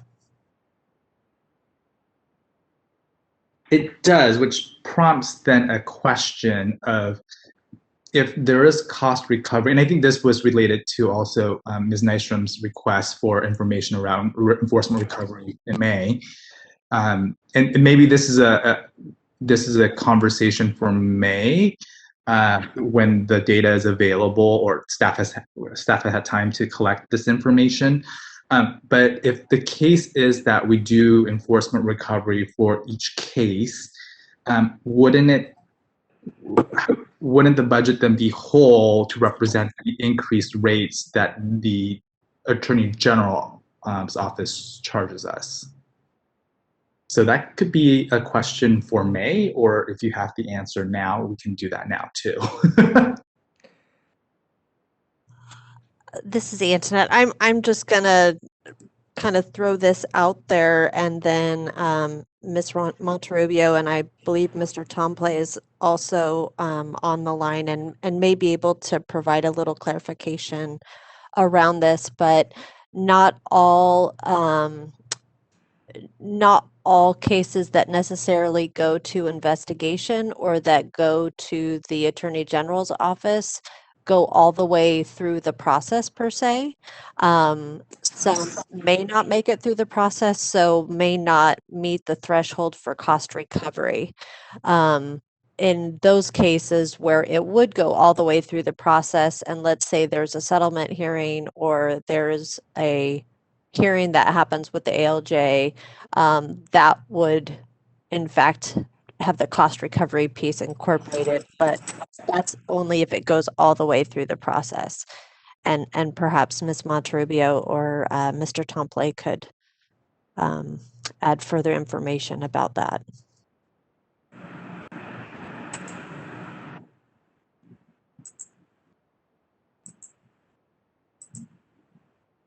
I think, Madam Moderator, you may need to have Mr. Josh Tomplay be promoted. He is currently in the attendee list, but not as a participant. There we go. Thank you. I got him promoted. Thanks. Hi, this is Josh Tomplay, just responding to Ms. Sorrick's question. Can you hear me okay? Yes, thank you. Hi, Mr. Fu. Yeah, that's right. And I think Ms. Monterrubio can speak to this too, but just roughly, you can imagine that I think most cases probably that start as investigations aren't going to end up at trial. So there's settlements along the way. And of course, even before we get to settlements, an investigation has to be fruitful. And so you get a lot of cases that don't meet the evidentiary standard for prosecution. So of a certain number of investigations, a lot of those aren't going to come up with a sufficient evidence. So of course, in those cases, there won't be cost recovery for those investigations.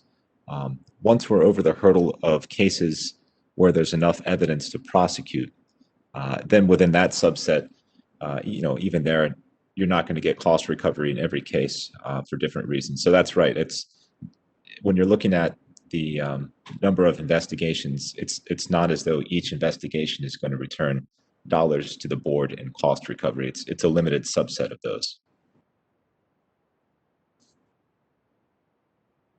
Thank you. That was helpful clarification.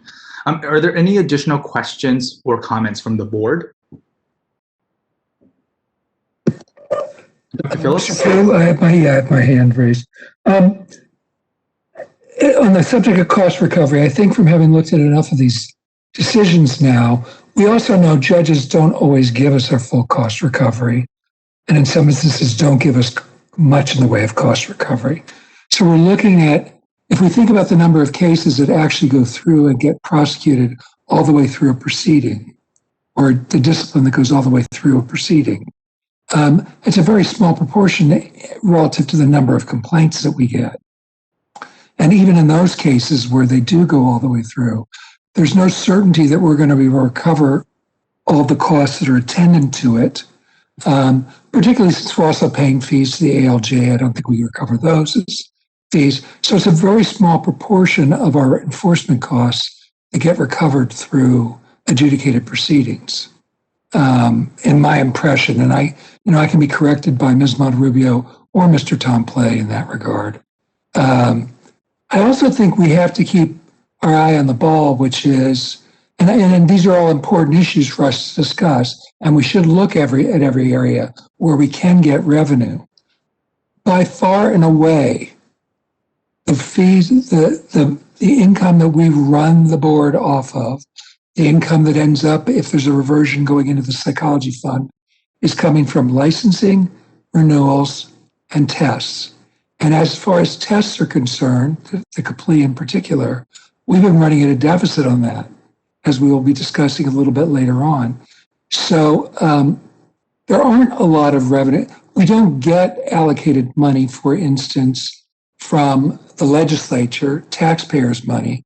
It entirely comes out of our licensing, registration, and testing fees. And then, in addition to that, there are other, like citation and fine and such, but that represents a very, very small proportion of our budget.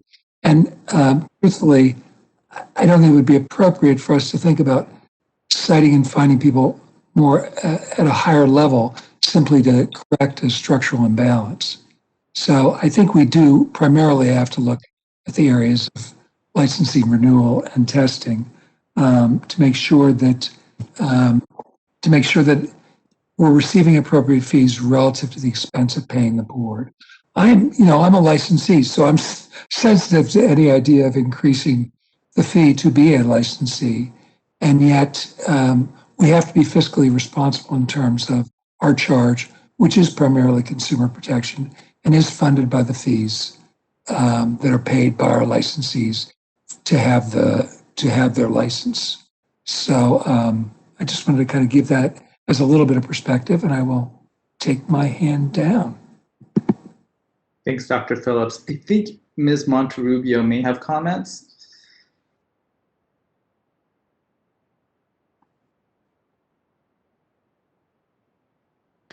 This is the moderator. Let me try unmuting her again. Unfortunately, I cannot promote her to a panelist right now. So Mrs. Monterubio, I'm going to unmute you.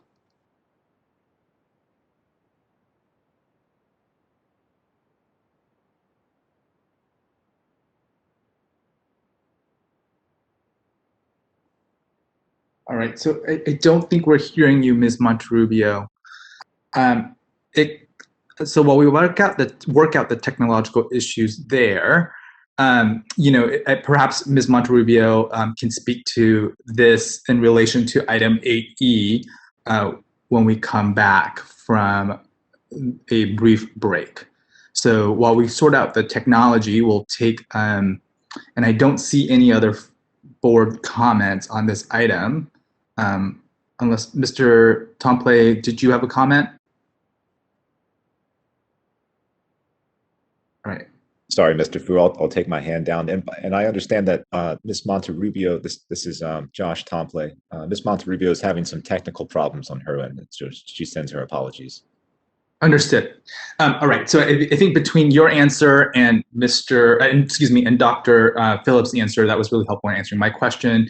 I don't see any further board comments or staff unmuted mics. So what we'll do is we'll take a brief 5-minute break and come back at 11:05 for item 8E3 and have Dr. Harpsheet's walk us through item number 8 as a whole as well. So we will be I'm taking a 5-minute break and coming back at 11:05.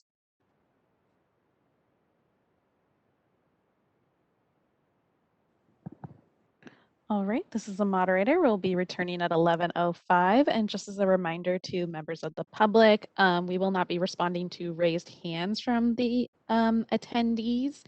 So please click that raise hand icon again to lower your hand. Unfortunately, I cannot lower it for you. At this time, we will go ahead and take a break. Thank you.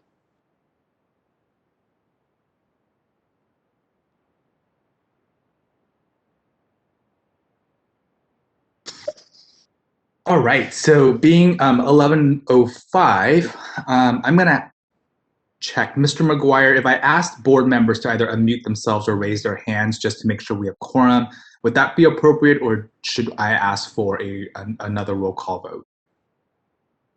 I think either is fine. Okay, so to save everyone a roll call, if board members, you can either unmute yourself or raise your hand. I can just quickly take a look to make sure that everyone's here. So I see Dr. Kusuga, I see Dr. Phillips, I see Dr. Harpsheets, I see Ms. Cervantes has unmuted herself, and Dr. Rogers, and Ms. Riscate, and Ms. Nystrom. All right, so we have definitely a quorum. So we'll roll on to item number 8. So I will turn this over to Dr. Harpsheets, who will take us through the licensure committee and start us off with the most relevant item to our budget conversation. Over to you, Dr. Harpsheets. Okay, thank you, Mr. Fu. So if board members will turn to page 47 in the combined packet, you will see a memo from Ms. Snyder, and she is with us, as I understand, and will be able to add any detail to the general summary I provide that will start off our conversation. So for the Law and Ethics exam, we have been charging $129 per candidate. We were initially offering that exam twice a year, and that was established in 1998. The Law and Ethics exam, for those of you who might not remember, came after the original California oral exam, which also was administered twice a year. In 2001, the board added 2 additional administrations of the exam a year, allowing for candidates to more frequently take or retake the exam to allow them to become licensed sooner rather than later. I can also say, as someone who actually participated in the oral exam, that twice a year was a difficult thing. So in doing that, I think it did serve licensees and ultimately the public by getting more people out there to serve the public.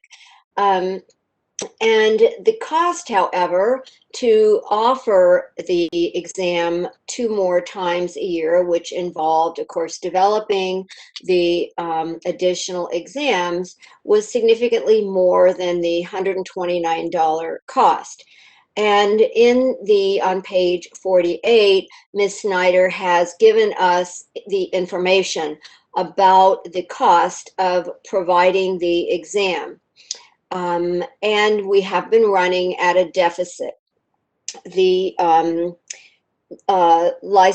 currently is now costing us approximately $235 versus the $129 every time we provide this exam. The licensing committee met in January, and we wanted to consider, are there other options versus raising the fee for the exam as given 4 times a year? So you will see on page 49, we looked at, should we reduce the number of exams back to 2 annually? And then the cost would be $132.35 versus $129. We have a vendor who provides the exam, and we have a current contract that expires in December of this year. So we do anticipate a fee increase for that, and Ms. Snyder has included that in the information she has given us. So this item is asking the board to consider either these options that we have suggested, looking at another vendor, and that contract is negotiated by DCA organization OPES. And currently we appear to be quite satisfied with the way they do negotiate these contracts. And we want to keep in mind that the pandemic has certainly been very disruptive to our potential licensees, and a change in vendor could add additional disruption and delay exams. And Ms. Snyder, would you, I guess, Madam Moderator, you might have to, I see that she is on. Ms. Snyder, would you like to add anything to the summary that I've given? No, you did. You did an excellent job. Okay, thank you. So for board members, what we're looking at is the idea of either raising the fee to $235.20 per exam, or these other two options, which would be scaling back to 2 exams a year, or possibly trying to contract with another vendor who might offer a lower fee to us. So, Mr. President, shall we open that up to discussion, or do we need a motion on the floor prior to the discussion? I think it depends on the will of the board. Certainly, if there is a motion if there are folks interested in a motion, to entertain that motion now, we can discuss the merits of that motion. If you would prefer, Dr. Harbsheets? Actually, I think it would be better to have a discussion first about the 3 options that we are providing, and to hear the board's perspective. I would also like to hear anything that our budget people might like to add to the idea of, if we were to vote to raise fees, you know, how that sort of fits into what they've shared with us so far. So let's go. So with that, Dr. Harbsheets, if you're amenable, let's go to the budget office to ask that question you proposed with regard to that. Great. Yes, thank you. This is Matt Nishimini again. So it is certainly wise for the board to charge for the full amount of the fee. And you know, that would just be common practice. And most of the programs do that. We would consider it almost as a pass-through. You're just passing that fee amount along to the actual cost of that service. You guys have been absorbing that difference for a period of time. However, in the greater context of your fee analysis, this is very small. It's going to have a small impact. You know, you guys, you know, it's going to be less than $100,000 impact. So really is not going to impact the structural imbalance that much. Okay. So, but it's $100,000, over $100,000 that we have been subsidizing per year, $121,000 per year. It sounds like since 2015. So that ultimately is a significant amount. 6 years down the road at $121,000 per year, that adds up to quite a bit for our board, I think. I understand in the bigger picture, it's not as large, but I think it feels important. So can I just open it up to board members? if anybody would like to comment on any of the three potential options, I would appreciate hearing from them. So, Dr. Cervantes. Almost, Doctor. Thank you, Dr. Harpsheets. I have a couple of questions. One is with regards to securing a different vendor. There is a statement here that says that that a change in vendor would be disruptive, but I don't disruptive to candidates who are eligible for the exam, but I didn't see an analysis about that. And then I have another question that concerns me just generally. If we increase the fee to match costs, and then the cost of the exam go up, or where in the analysis is the potential for the exam to go up again, and then we end up in where we have a deficit because we're again not on this budget item, we're not charging the cost. So I have two different questions. I just wanted to take the liberty to ask them in one shot to help our meeting. Sure. Thank you. So, yeah, so you'll see on page 48, or is that 49, that Ms. Snyder has taken into account the anticipated fee increase by the 10% from the potential new contract that, and then at the bottom of page 48, she's got about $4,000 unspent that may take into account any other, if the fee increase was just a bit larger there. So it's my understanding from reading this, but Ms. Snyder, if you would like to add to that, do you feel, one, if you could just address anything else about a potential fee increase, and two, could you speak a little bit to how a change in vendor could be specifically disruptive to people who would be taking the exam or applying to take the exam? Sure.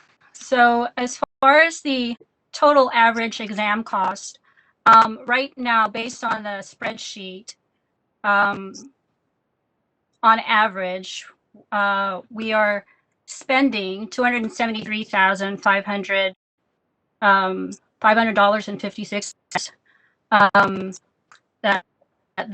That's how much we're spending right now for exam development and exam administration. The total cost for that we're actually the fees that are being paid right now are only $152,177. So if you look at the difference absorbed by the board, we're actually subsidizing the exams right now. So if with the fee increase if we increased it at $235.20 per candidate, total amount that we would be gaining would be $277 and $457. And so the difference that we would get would be almost $4,000 unspent. Now, this surplus will change each year depending on how many people take the exam. So does that answer your question? I think her question also was, in the $235 proposed fee increase, does that include what we anticipate the additional cost might be when the contract is renegotiated? And And does that also anticipate, let's say, I'm not sure how long the contract would be for, but let's say 3 years. Is this something we're going to have to look at again in 3 years? I know that's hard to project. No, this is what we anticipate. Okay. I'm sorry. This is how much we would pay. This includes everything. Okay. Okay. And then can you speak to if we were to, what are the potential consequences to applicants and perhaps to even board staff working with looking for a different vendor where we might possibly have less cost? Sure. Okay, so as far as PSI, we have a really good working relationship with OPES and PSI. And that's the reason why our exams run smoothly. Now, if the board wants to consider taking another vendor, just as an example, I remember one of the boards, there's one board that decided not to have another contract with PSI. And the cost, from my understanding, was more with less services.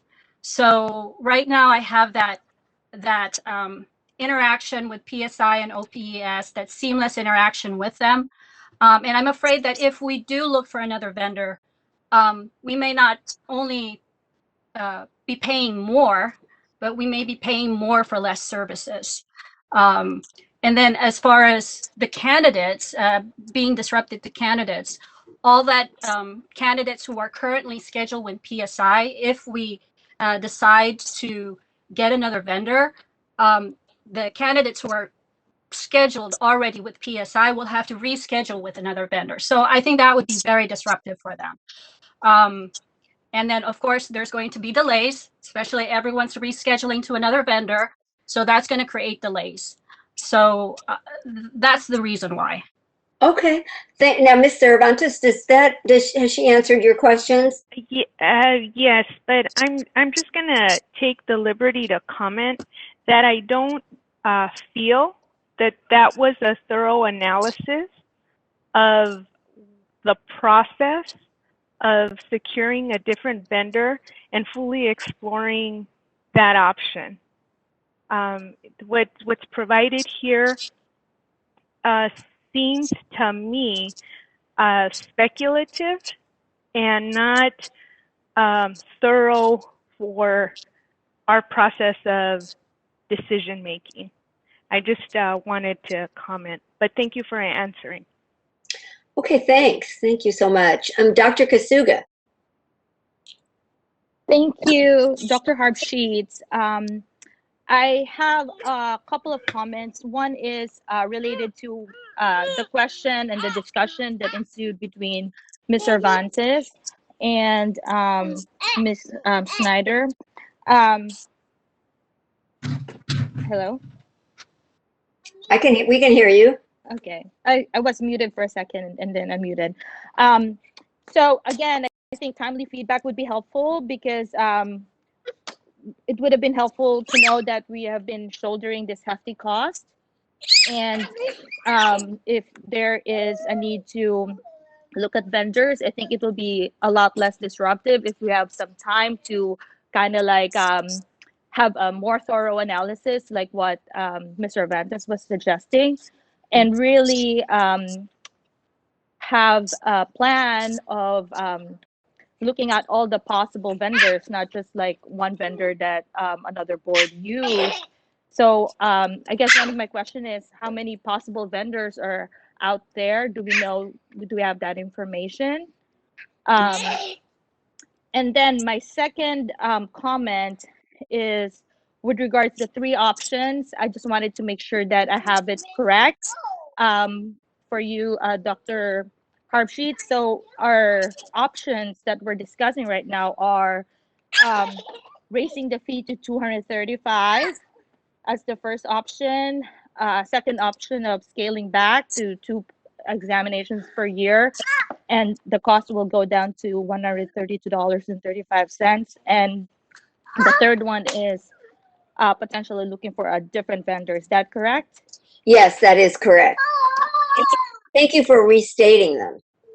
Thank you. And so, Go on. I just wanted to kind of like add that I am a little bit hesitant to choose the scaling back to 2 exams. Although it's gonna be more cost effective, and it will prevent increase in fees, but like I think that for potential test taker, it's really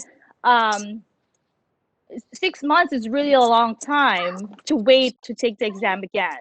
So I mean, I can remember back when I took the complete or the CPSE back when it was the option for me. There were only 2 exams per year, and like I think I've expressed it before that I failed the exam the first time by 1 point, and I had to wait 6 months to retake it, and that is a lot of cost, a lot of lost wages that I could be earning had I been given the chance to retake it sooner. So I think that we have to weigh those concerns of potential stakeholders and test takers, whether it's more amenable to stakeholders to pay the increased fee, but be able to have the opportunity to take the test more frequently, rather than limit their option to take the test and keep the fees low. I don't know if we've reached out to the stakeholders to get their opinion as to this very important decision that really involves them more so than, you know, as part of like us considering our budget, considerations. So I just wanted to make sure that the stakeholders are accounted for in this decision. thank you. Okay, Dr. Phillips. Yes. Hi. So in looking at the options, and I do understand what people are saying in terms of, have we done enough analysis with regard to potential other vendors? Although I felt that that the board representative did a very nice job of trying to explain her thoughts in that regard. I think that going from 4 test administrations to 2 test administrations, based on past input from the stakeholders and from my anecdotal knowledge from talking to people that are going through the process of licensing, who are former graduate students, et cetera, that only having two tests available per year has in the past created quite an obstacle for them if for some reason they were not to pass the tests on the first try. So I'm very much in favor of keeping the 4 separate, the administration of 4 different tests over the course of the year. I'm wondering if, since we are going to be having a presentation from the Office of Professional Examination Services, for those of you that don't know what OPES stands for, whether in speaking to them, we could also ask them about just some general knowledge about alternative vendors and their experience with that, so that we have a better idea of whether that's a really feasible alternative. So with that in mind, I guess I'm in favor of the 4 test administration, and all else being equal, I would like additional information, but maintaining the same test vendor, particularly now when people are so spread out because of social distancing requirements at testing centers, and people are waiting longer periods of time to be able to take their tests. I do anticipate that if we were to make a change now in a vendor, and all the appointments that are existing up to that point are canceled, and then we have to bring the vendor up to speed, and then they have to schedule the new appointments, that could occasion substantial delay on the part of applicants, and it is a source of concern to me. So I guess that's all I have to say on the subject.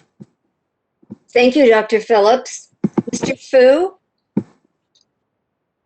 Mr. Fu, I see your hand was raised. Sorry, I didn't unmute myself. Thanks so much, Dr. Hartsheets. Sure. Two things. One, just a technical, a administrative issue. I just want to let folks know that we're going to do as much as we can until noon, and at that time, the board will take a 30-minute lunch recess. I'm sharing this information now because I know some folks do order delivery, and hopefully this extra 30 minutes will give them some time for their food to arrive. So that's item number one, is we will do a lunch recess at noon. Secondly, I had a comment and a question. The first, with regard to the timeliness of this issue, I actually recall Ms. Burns actually raising the issue of the cost of exams some time ago. So Ms. Burns left the board early last year in 2020, so she probably brought this up in late 2019 or early 2020. So I just want to highlight that this issue of the board subsidizing the cost of the exams has been a discussion point. This came up in the context, of course, of the increase in the Attorney General's office rates that required the board to take a look at the different opportunities for cost efficiencies. And one of the things that Ms. Burns highlighted as a part of that cost efficiency was the ongoing subsidy of the complete exam. So I just want to highlight that for historical context, that this isn't new, and that part of the reason why the licensure committee could even review this in the first place was because Ms. Burns brought this up as a part of a budget efficiency issue to the board a year plus ago. So just on that point. Secondly, I do have a question about it seems a bit small to ask about the application fee, but is the application fee reflective of the administrative cost to do it currently? Are you talking about the actual application fee? Yes. Irrespective of the exam fee? The $40 application fee. Okay, so who would we ask? Mr. Glasspiegel, would you be the person who could address that? Absolutely. Would you restate your question, Mr. Fu, just so I have it clearly? Oh yeah, no worries. Apologies. So let me ask the two questions I was going to ask all in one go. The first is the $40 application fee reflective of actual costs for the board to review the application, etc. And secondly, with regard to the rate of the exam, is there a reason why exam rates aren't tied to the consumer price index inflation, so that we aren't in a position where so that the costs are reflective of the exam costs in real time? So those are my two questions. Is the application fee of $40 reflective of actual costs? And then how do we think about the consumer price index inflation as it relates to such fees? Thank you very much for restating that. I can tell you, without doing a fee analysis, we don't have a definite yes or no of whether the $40 the application fee covers the cost. I would say that internal knowledge says that it does not, and that's why the initial licensure fee is $400. In statute, it's written to be the same amount as a renewal fee, but the $40 really is not enough to cover the whole cost of the licensure process up until the initial licensure fee, which is, my understanding is that's to cover the 2 years, the next 2 years of work that staff completes in there, but also to try to recoup some of the money that for the time that staff is putting into processing the applications. But without a fee analysis, which is what we would have to do, we can't say for certain, but my guess is it does not cover at all. And then the rate of exam based on the consumer price index, I actually am not able to speak to that, but I assume the budget office might, or I'm hoping they may be able to weigh in on that.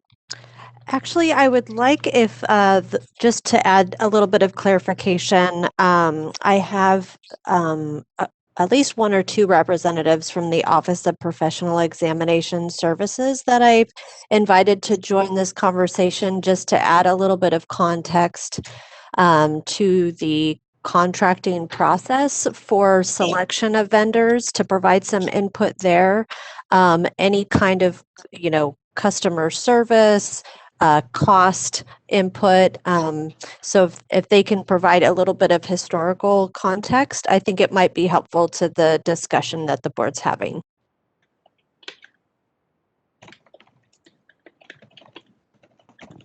This is the moderator. Could I get the names of those individuals so I can promote them? I believe Heidi Linser, Tracy Montez, or Amy Welch Gandy. One of them. Tracy Montez on the line. Went ahead and Perfect. promoted her. Thank you, moderator. This is Tracy Montez. I'm the Division Chief of Programs and Policy Review with the Department of Consumer Affairs, and OPS is one of the units in my division, and I'm happy to give a little bit of background on computer-based testing and fees. The Board of Psychology is actually part of the department's master services agreement for computer-based testing services. And this is a contract that we've had for over a couple of decades. And when it was initially procured, the intent of it was that is to leverage a wide variety of services for all of our programs, regardless of size and candidate population. So by being part of this master service contract, your board is afforded many services that if it were to procure on its own would be extremely costly. And over the years, our vendor has changed, but we've had a very long relationship with PSI. We're very pleased with their services. There's a lot of quality assurances built into the process. We have an individual at OPS that oversees and runs this contract that ensures that it is adhering to the highest quality of standards. It allows us to give us a global view of all of our programs to look for patterns. It's been extremely helpful with COVID. They have been one of the very few vendors to continue testing once we were able to open up and really address the candidate concerns. And we have not, or they have not raised their costs in quite some time. So we have just recently initiated a small increase. However, we are still very competitive with other vendors that we have looked at. We are actually in the process of initiating a new contract. This has allowed us to engage with other vendors. And again, our fees, or the fees they charge, are extremely competitive. So I certainly recognize concerns that you may have, but I do want to reassure you, and I'm more than happy to provide detailed information in the form of a memo of the kinds of services that are afforded to your board. But there are many services. And they customize their services too for each of the boards. That's part of the process of being part of the master contract. I don't know if you have any specific questions I can try to address, but I again wanted to give you some background and understanding and reassure you that we're very pleased with all of the services that we have been provided by PSI. And again, that teamwork approach among PSI, OPS, and your board. Thank you so much for that and for joining us on short notice. I think it seems like this is a very important point, that it sounds like you're saying we get sort of economies of scale by being part of a larger group versus if we went to another testing service as one individual entity. Do I understand that correctly? Correct. Yes, definitely. We wanted all of our boards and bureaus, regardless of their size, to benefit from computer-based testing.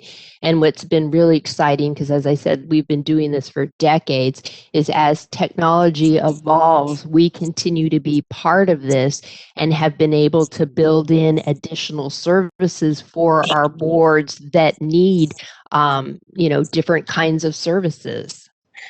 Thanks. And Ms. Cervantes, do you have some more questions?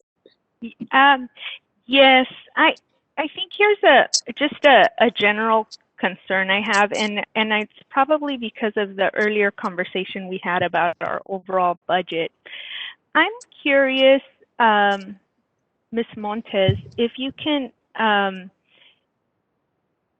explain if there are any cost increases that we might anticipate in the years to come.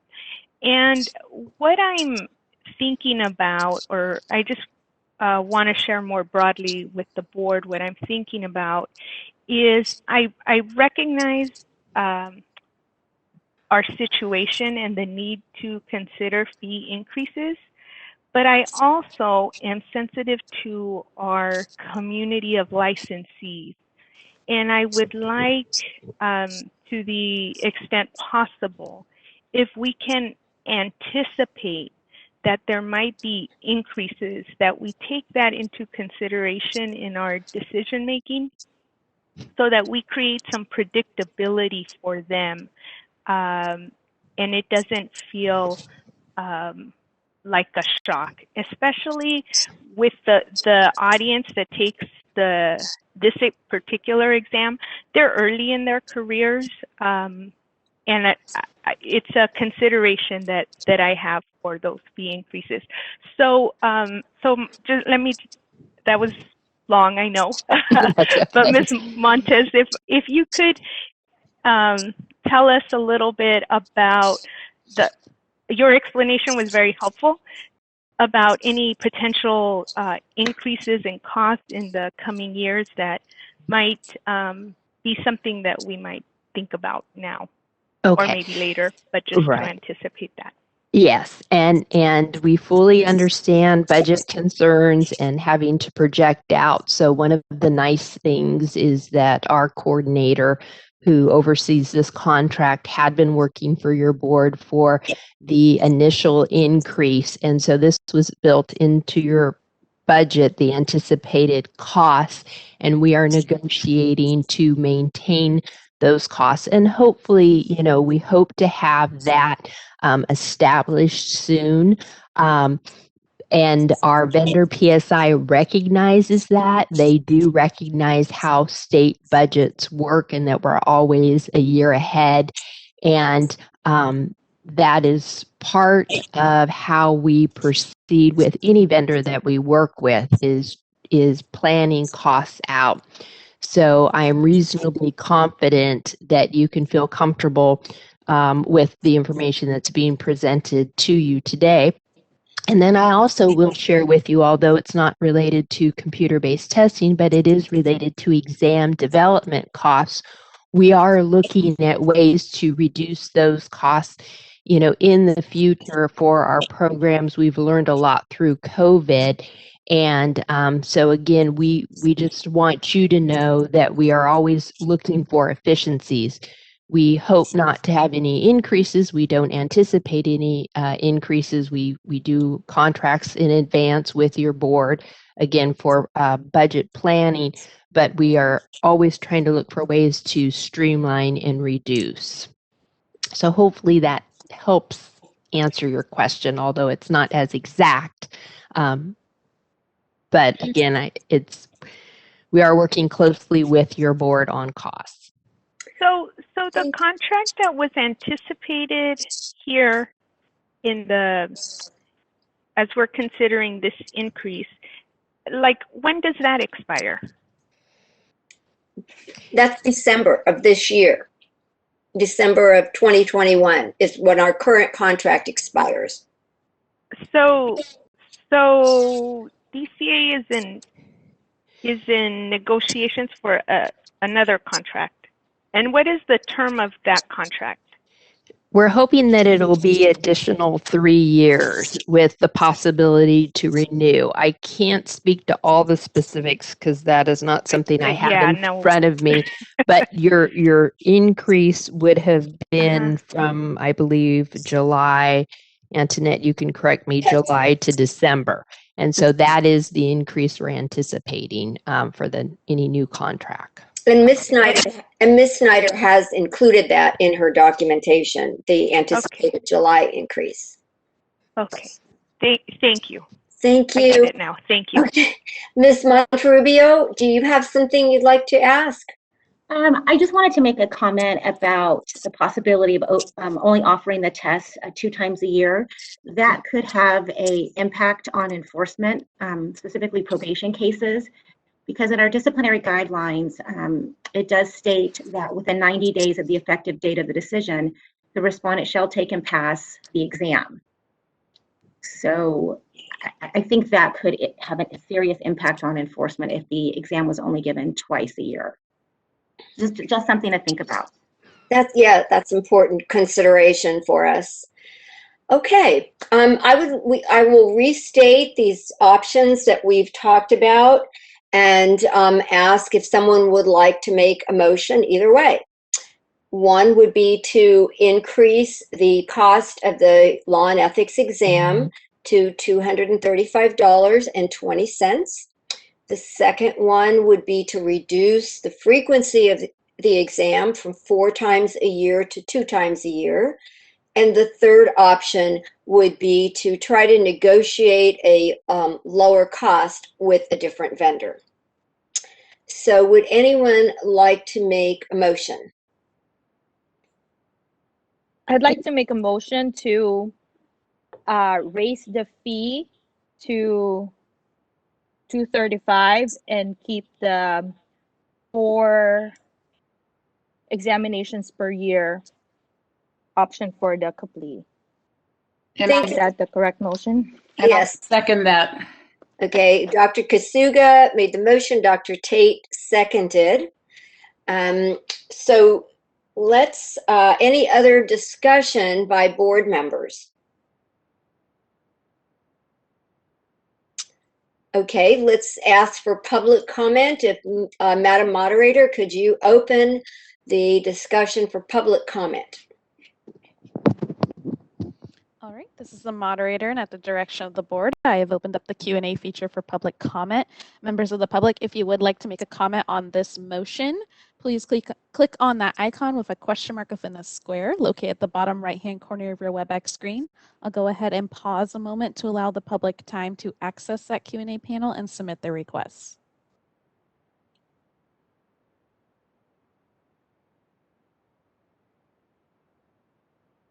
All right, I see a comment, a couple of requests for comment. We'll go ahead and start with Elizabeth Winkleman. One moment. All right, Elizabeth, I'm going to be unmuting your microphone now. Hi, it's Dr. Elizabeth Winkleman, again, from California Psychological Association. And I just wanted to, I appreciate the discussion of this and the pros and the cons of all the issues. And I just wanted to reaffirm the comment that I previously made about the financial hardships up for many of our members of increasing the fees, and suggest that perhaps, although I do agree that reducing the number of administrations to 2 per year instead of 4 probably even a greater hardship. So I wanted to suggest maybe that you could consider raising it, and if the fee is going to be raised, to maybe raise it in 2 steps, so it wouldn't be as much of a shock for people, or giving an advance notification so that applicants would not be surprised by a substantial increase in the fees. Thanks. Thank you, Dr. Winkleman. All right, we'll be moving on to our next individual, Catherine Campbell. Catherine, I am unmuting your microphone now. I actually just had a question there's no materials listed for number 18, agenda item 18. So this was not for public comment at this time. Okay. Next, Dr. Harrell. Dr. Harrell, I'm unmuting your microphone now. Hi, thank you again. This is Dr. Shara Harrell. My comment is that the options, the three options are posed as this or this or this, when they could potentially be posed as maybe a slight fee increase and renegotiating the contract with PSI or finding another vendor. It is not unreasonable for any board to consider every single option. Also, I'd like to reiterate what not the commenter immediately before me, but the previous commenter stated, and really emphasize how people who are endeavoring to take the CPLEE have just paid more than $600 for the EPPP and are largely in large amounts of debt from graduate school. And when we are minority and marginalized group members, we are also endeavoring to pay back really large and extraneous amounts of money from our undergraduate endeavors. So that is something else to be considered. So please consider the overall financial ramifications. Also, it's really unreasonable to have even the notion of going back to 2 times per year for the exam. I understand that it would really decrease the amount for the exam back to being closer to the 129. However, there are so many real life ramifications to that not only are there ramifications for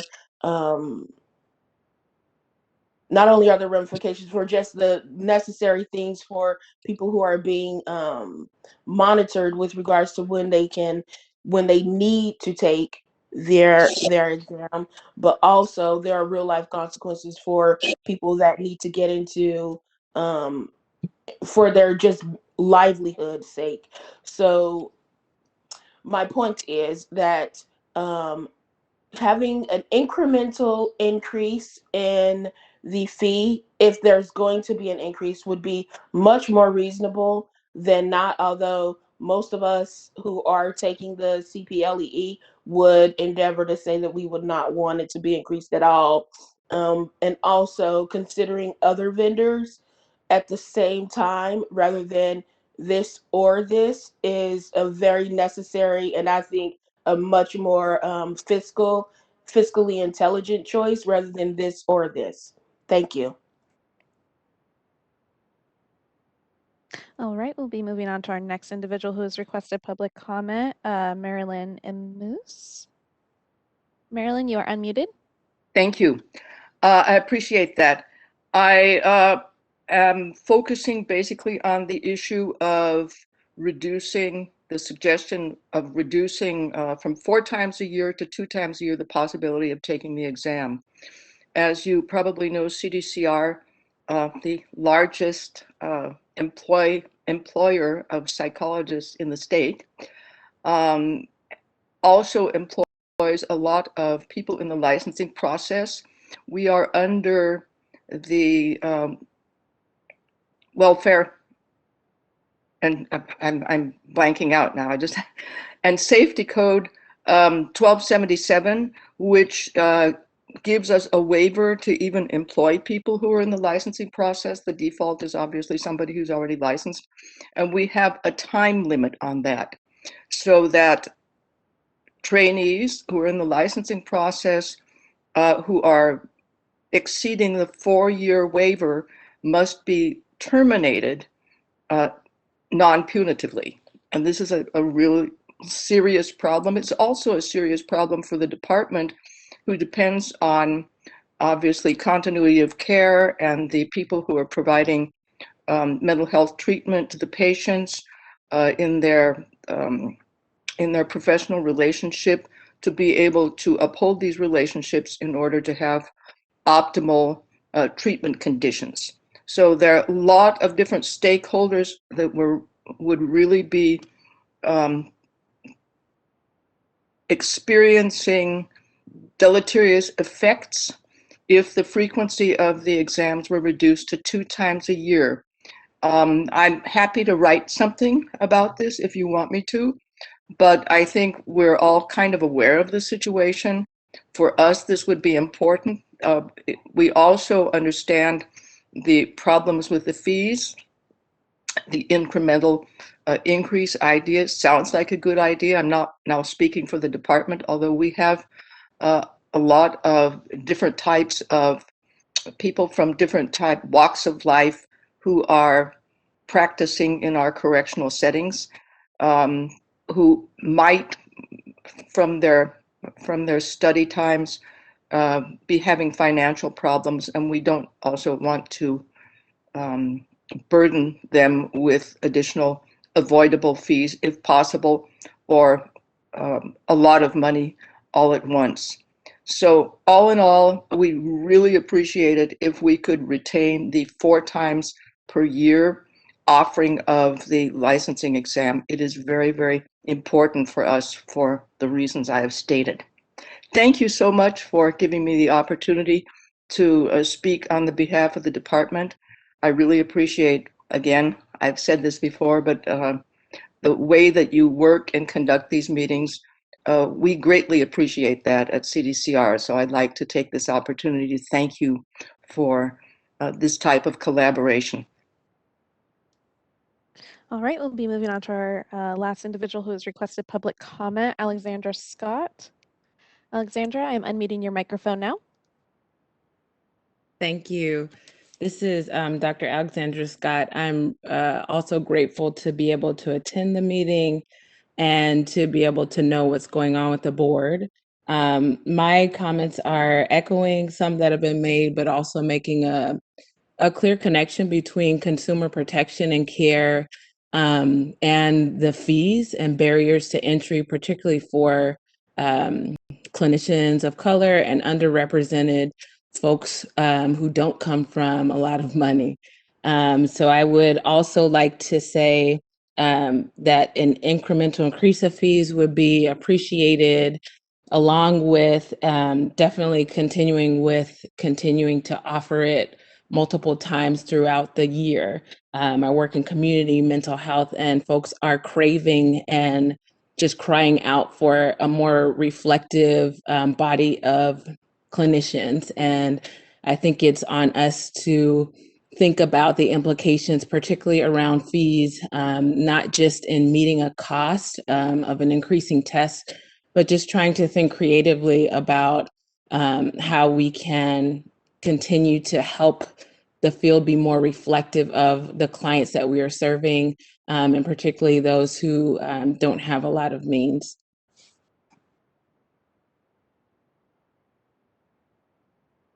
All right, looks like that was our last individual who has requested public comment. And just as a quick reminder to members of the public, the question and answer feature is being only used to indicate that you would like to make a public comment on the agenda item that we are currently on. Please do not use it to ask questions of the moderator or the board. Additionally, please indicate that you would like to make a public comment. You do not need to write your comment in the question and answer feature box.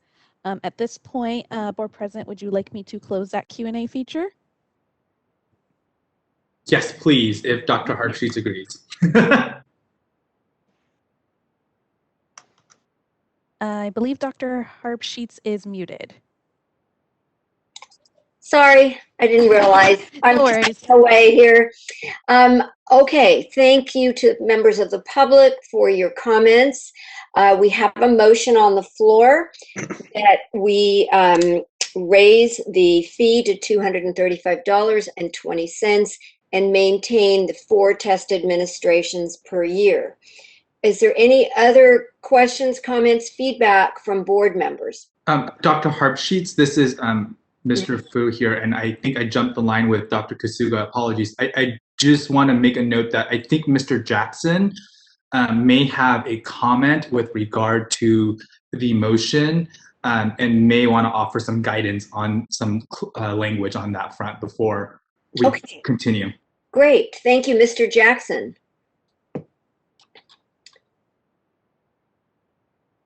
Is Mr. Jackson muted? Oh. I am. Okay. Yeah. Can you hear me now? Yes, yes. Okay. Yeah, since there would be a revision to the regulatory text as proposed, you can move to lower it, but in order to lower it and then revise the regulation, I would suggest having the motion have different language. Mm-hmm. Something like, I move that the board approve the proposed text and authorizes the executive officer to take the necessary steps to finalize the text and other documents, including delegating to the executive officer the authority to make a technical, grammatical, or non-substantive changes that may be required in completing the rulemaking file, and then taking all steps necessary to file the regulation package with the Department of Consumer Affairs Executive Office, agency, and the Office of Administrative Law to complete the rulemaking process. Thank you. Dr. Kasuga, would you like to modify your motion to use Mr. Jackson's wording? Certainly. Okay. Thank you. And Dr. Tate, as the second, would you second the modified motion? Absolutely. Okay. Dr. Harpsheets, just a real quick point of clarification, and this may be more an internal process question for Mr. Jackson, but with the motion as it stands now, would the board, if the board were to entertain a conversation about the fee structure for the other fees, if the board were to approve language at the May meeting, would we be able to wrap up the exam costs as well as the other fees into one regulatory package with the motion as it is now? Not as it is now, since the current motion only deals with the item that's currently before the board, which is licensure fees. If the board wanted to do a more expansive one in May, I'd suggest that it do a single motion in May, including the fee that's been discussed now. And Mr. McGuire might have some other things to add to that as your board counsel.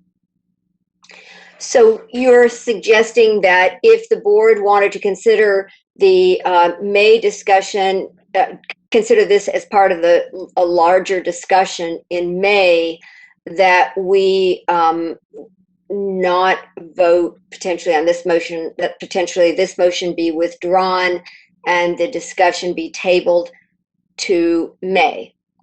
Is that what you're suggesting?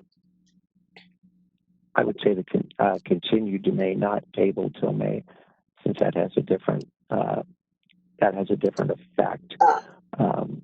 but procedural effect. But I would say if you want it all to be in one motion, I would say agendizing it and then having it all discussed at the next meeting would procedurally for rulemaking be more advantageous. It doesn't, and that doesn't mean that we all can't be working on the package between now and May.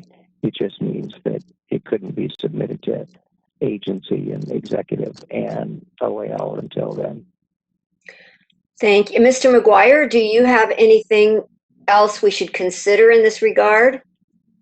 Hi, thanks. This is Board Counsel Will McGuire. I mean, I would certainly defer to Clay on what is more advantageous from a regulatory rulemaking standpoint, and if he advises you that it is, then I would go with that advice. but think about whether that is really something that is the will of the board. I mean, it's certainly your call. There's a motion on the table. It's been seconded. I wanted to speak briefly to just the difference between the original motion that was made and this the amended one that Mr. Jackson just suggested, because I think there's a little bit of confusion over what was agendized here today and what we should properly have been discussing. And that was simply the regulatory text, which was raising the amount of the application fee for the exam. We talked about a lot today, and it was written in the materials as an alternative to that. We could perhaps decrease the frequency of the exam.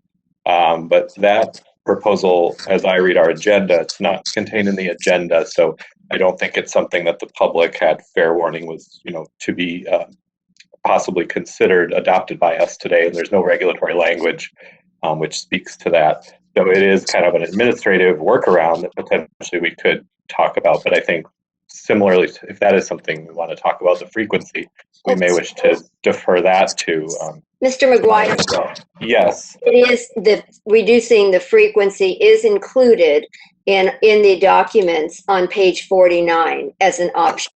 Correct, in the materials, but not the agenda. And that's the kind of the key distinction. The agenda really tells the public what it is we're going to be potentially doing and not doing. The materials are meant to support that. Mm-hmm. Okay. So I guess to the extent that the first motion mentioned not changing the frequency, well, we've amended the previous motion with no reference to the frequency, but I just wanted to kind of set people's expectations, and board members can now considering that, and well, what Mr. Jackson said. I mean, it's partially a staff question of how they'd like to proceed, and then board members, of course, as well. But from a legal perspective, I mean, it's completely up to the board whether they wish to, not take a vote on this motion today or to do so. Currently, there's a motion to approve regulatory text. So we would need another motion to, Mr. Jackson, do you say table or continue? I'm not sure which you preferred. He didn't say either. I was the one who used the word table.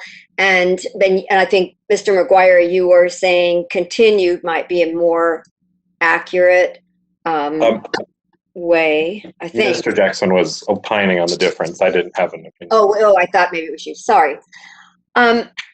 Okay, so with this additional information, I'm looking at the time, it's 12:07. So Mr. Fu, would you like us to take some time for lunch and come back and continue the discussion, or to finish the discussion at this point? I think let's go ahead and finish this discussion, and then we can have a natural break into lunch. Okay. So board members, having heard this additional information, is there any more discussion regarding the motion that's before us? Dr. Harp-Sheets? Yes. I do have some more discussion on one or a couple of the public comments that were made with regards suggesting a step increase in advance notice. Is that something that we can discuss as a board? When that was mentioned, I thought that maybe that's something that we should talk about, as well as considering possibly a higher fee for retaking the exam. So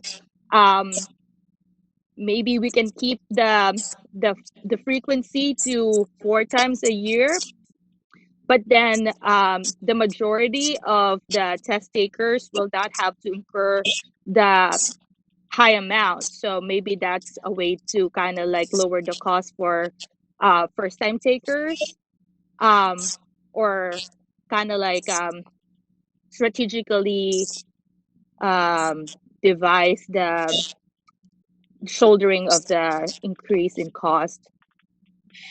As I understand, Mr. McGuire, because it wasn't noticed in the agenda that we would discuss the frequency of the exam, we can't include that in any of our motions.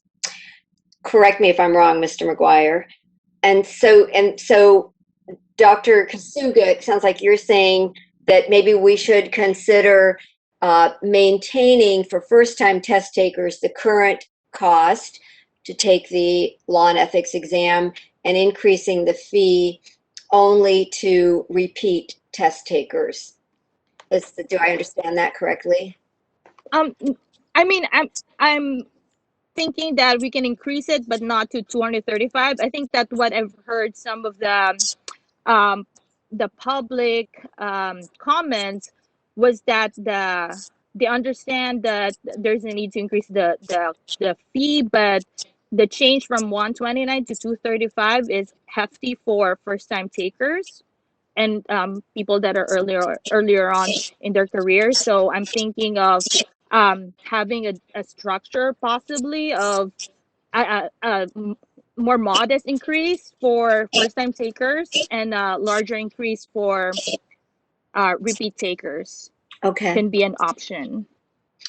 I'm going to interject here and just say, just offer this following comment. I think this is Mr. Fu. I just want to bring up that there is a motion on the table, and I think Dr. Kusuga, unless you're going to withdraw your motion, that's a separate issue. And then secondly, I think what I heard from Mr. Jackson is that it may be best to continue this conversation in May and go as one larger package if the will of the board in May is to have other discussions on fees. I just want to ask Ms. Sorrick if you could offer some counsel on the point that Mr. Jackson raised, and then I'm gonna so Ms. Sorrick. I want to be sensitive to the discussion today with the board members, that it seems as if the conversation is amenable to cover or recoup the costs that we are extending to create and administer the exam. So I don't want to lose sight of that, and I don't want to completely open up this discussion if the board feels comfortable with that action moving forward.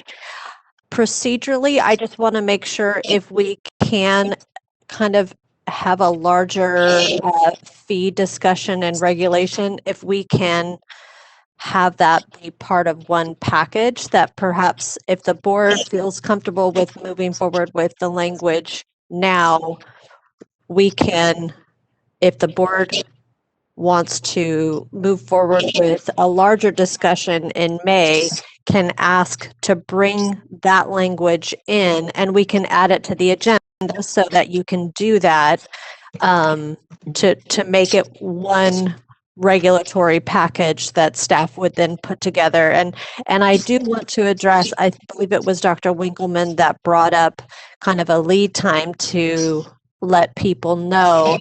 And the beauty of the regulatory process is once you get that process started, there are many opportunities for stakeholder input as part of that process. And it really gives us an opportunity to describe how we got here and the purpose for the increase or the need for the increase. So I just thought I would add that in, and hopefully that provides a little context. So we have a motion on the floor. Ms. Sorrick has given us a perspective regarding a potential larger regulatory package. As I understand, we could vote on the motion, or the people who made the motion could choose to withdraw the motion, and we would have another motion regarding possibly continuing the discussion at the May board meeting. Dr. Phillips, you have your hand up. Yeah, I think what Ms. Sorrick is suggesting, which makes sense to me, is that we approve this language. There will be a lot of lag time before this fee increase goes into effect. So I don't think anybody's going to be caught unawares. We've been through the regulatory process long enough to know that this whole thing can take quite a bit of time. In the meantime, I think it would be good to move forward with the language unless the board's sentiment is not to do that. And then we'll talk about fees and create a larger package board meeting? So I would suggest that we have a vote on the motion that's before us then, and we will have a better perspective on where the board feeling is regarding making this decision now and starting the regulatory process or waiting. How does that sound? Dr. Hartsheets, just for clarification, this is Mr. Fu, I'm so sorry. For clarification, the motion on the table currently is a motion that the board approve the proposed text and authorizes the executive officer to take the necessary steps to finalize the text and other documents, including delegating to the executive officer the authority to make any technical, grammatical, or non-substantive changes that may be required in completing the rulemaking file, and then taking all the steps necessary to file the regulation package with the DCA Executive Office, agency, and the Office of Administrative Law necessary to complete the rulemaking process. So I just want to reread that's the motion on the table, if I understand correctly. Yes, thank you very much, Mr. Fu, for restating that for the board. So I would like to call for the vote. I think it might be easier if I withdraw that motion and then we can put forth another motion that just speaks to approving the language to increase the fee. Could you say a little bit more? I'm not sure how that's different, Dr. Kasuga. I was just like wondering, would it be easier for me to withdraw the motion so we can have another motion that is more similar to what Dr. Phillips has suggested, that's just focusing on approving the language? The motion before us is about approving the language, Dr. Kasuga, so it's consistent with what Dr. Phillips suggested. Yeah. Okay, gotcha. So. Okay, thanks. Okay, so I'm okay with like keeping the motion. Okay, thank Sorry, you. but So, Ms. Proto, I understand you'll be calling the roll for the vote. And it says Will McGuire again. I know we've changed this motion, I guess, once only technically. So it may be a good idea, just in case, to double check there's no additional public comment on this reworded motion. Okay, excellent. So, Madam Moderator, could you please open for public comment? All right, this is the moderator, and at the direction of the board, I've opened up the Q&A feature for public comment. Members of the public, if you would like to make a comment on this revised motion, please click on that Q&A icon at the bottom right-hand corner of your WebEx screen. I'll go ahead and pause a moment to allow the public time to access that Q&A panel and submit their requests.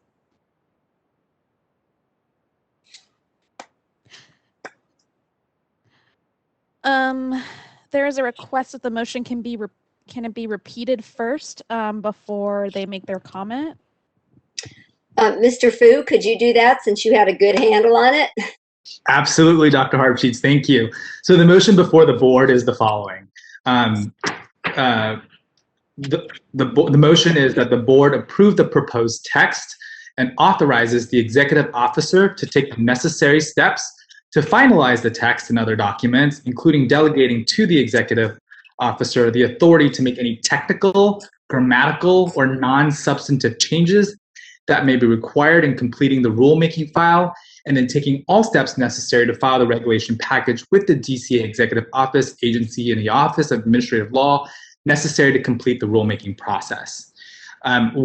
So that's the motion before us, and what I've heard from Ms. Sorrick is that this motion would provide the authority for the development of that language, but the text would be held until our May discussion, so that if there is a action in May with regard to other fee increases, it would go as one package. And I have also heard that we will re-agendize this item as well in May, so that it doesn't lock us in to what is here, but we'll have at least the opportunity to get the language developed for consideration. Thank you. I apologize. Our first individual who's requested public comment is Dr. Shira Harrell. Dr. Harrell will be unmuting your microphone now. Hi, thank you. I feel like I'm a member of the board with how many times I've commented. Um, so my comment is just for clarity's sake, because earlier in the conversation, someone mentioned how changing the language or adding the language of solidifying that the options for the exam is 4 times a year was contrary to what was in the agenda because it wasn't added to the agenda. So will that language remain in the text? That basically that because we cannot consider that issue 4 versus 2 administrations, we would continue with the current policy of 4 administrations per year. There would be no Right. change. So then the text would just be to increase the fee to $252.20. To $235.20. Yes. $235. Okay, so sort of my question is about actually the amount of the fee, because in my brain it doesn't make sense if the purpose of the test is to if the purpose of the exam fee is also to somewhat fund the board and to cover the cost of the exam, then to only increase it to the exact point at which it serves its exact purpose sort of doesn't do its purpose, which is to support the budget, which is why it was moved up instead of remaining where it was as a line item 7, in line item 7. So I'm just wondering if it makes sense, budgetary sense, to instead of making it such a weird number, 235.20, to make it 240, make it a rounded number or somewhat rounded number.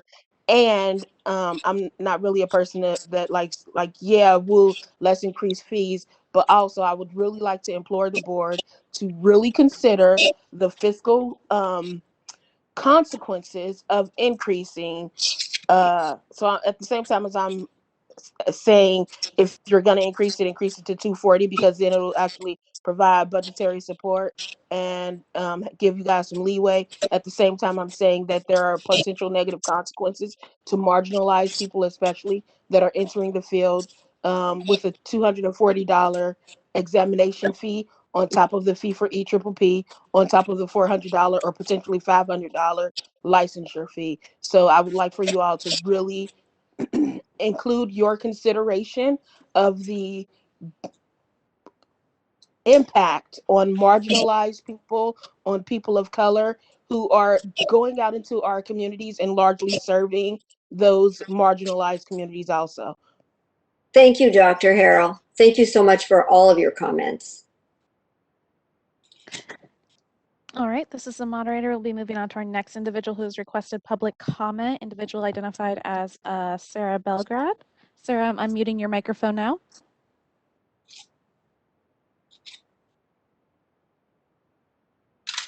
Apologies. For some reason, oh, there we go. Her microphone's unmuted. Oh, okay. Hi, this is Dr. Belgrad with CDCR. I've been listening to this whole entire meeting as well. And it sounded like earlier we were discussing whether or not we were going to continue this whole thing until May, which would give everybody more time to edit the text and also put on the agenda for the public everything that is being considered. I know that we discussed that 4 times a year is much better in terms of CDCR and people getting non-punitively terminated. The 4 times a year would be great. My input is just that it sounds a bit rushed right now due to all the things that just came up with the commenters, that we move this vote till May, continue this vote until May, and we would have enough time to adjust everything that we just talked about, put it into text, and not rush to vote on it this very minute. Thank you. Thank you, Dr. Belgrad. Are there any other public comments? This is the moderator. There are no further requests for public comment at this time. Would you like me to close that Q&A panel? Yes, please. All right, the Q&A panel is now closed. Okay, thank you. So I will bring us back to the motion at hand and ask the staff to call the roll for a vote.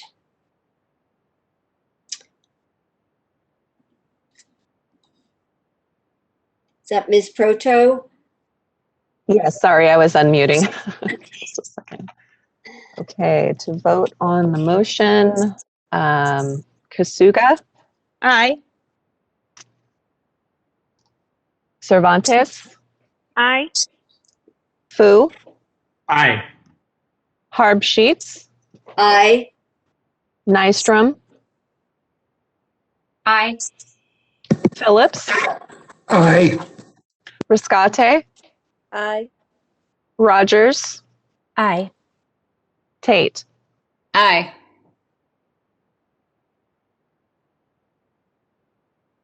Thank you. Motion passes. I will turn it back over to Mr. Fu. Thanks so much, Dr. Harpsheets. All right, so what we're going to do is we're going to take a break till 1 p.m. For lunch so that folks can eat their lunches or grab their lunches. And we'll come back at that time. And then before I lose this thought, I'm just going to put this out there for staff. Is as a reminder, when we hit item 20 tomorrow, that for item 20, just that we might want to think about OSHPD coming back to talk about the health education loan repayment fund, just being sensitive to the comments about access and about the cost of education and entry into the profession.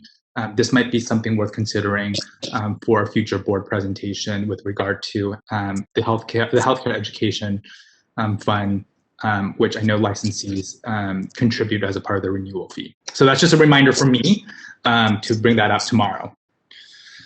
So with that, we're in recess until 1 p.m. Thank you, Dr. Harpsheets, for that. Thank you. And our friends at Solid will update that slide to say that we're returning at 1 p.m.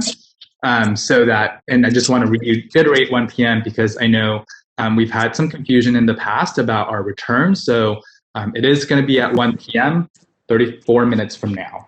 Mr. Fu, when do you anticipate we're going to go into closed session? I hope that we will go into closed session after the conclusion of items 8 through 13. Okay, thank you. Thanks.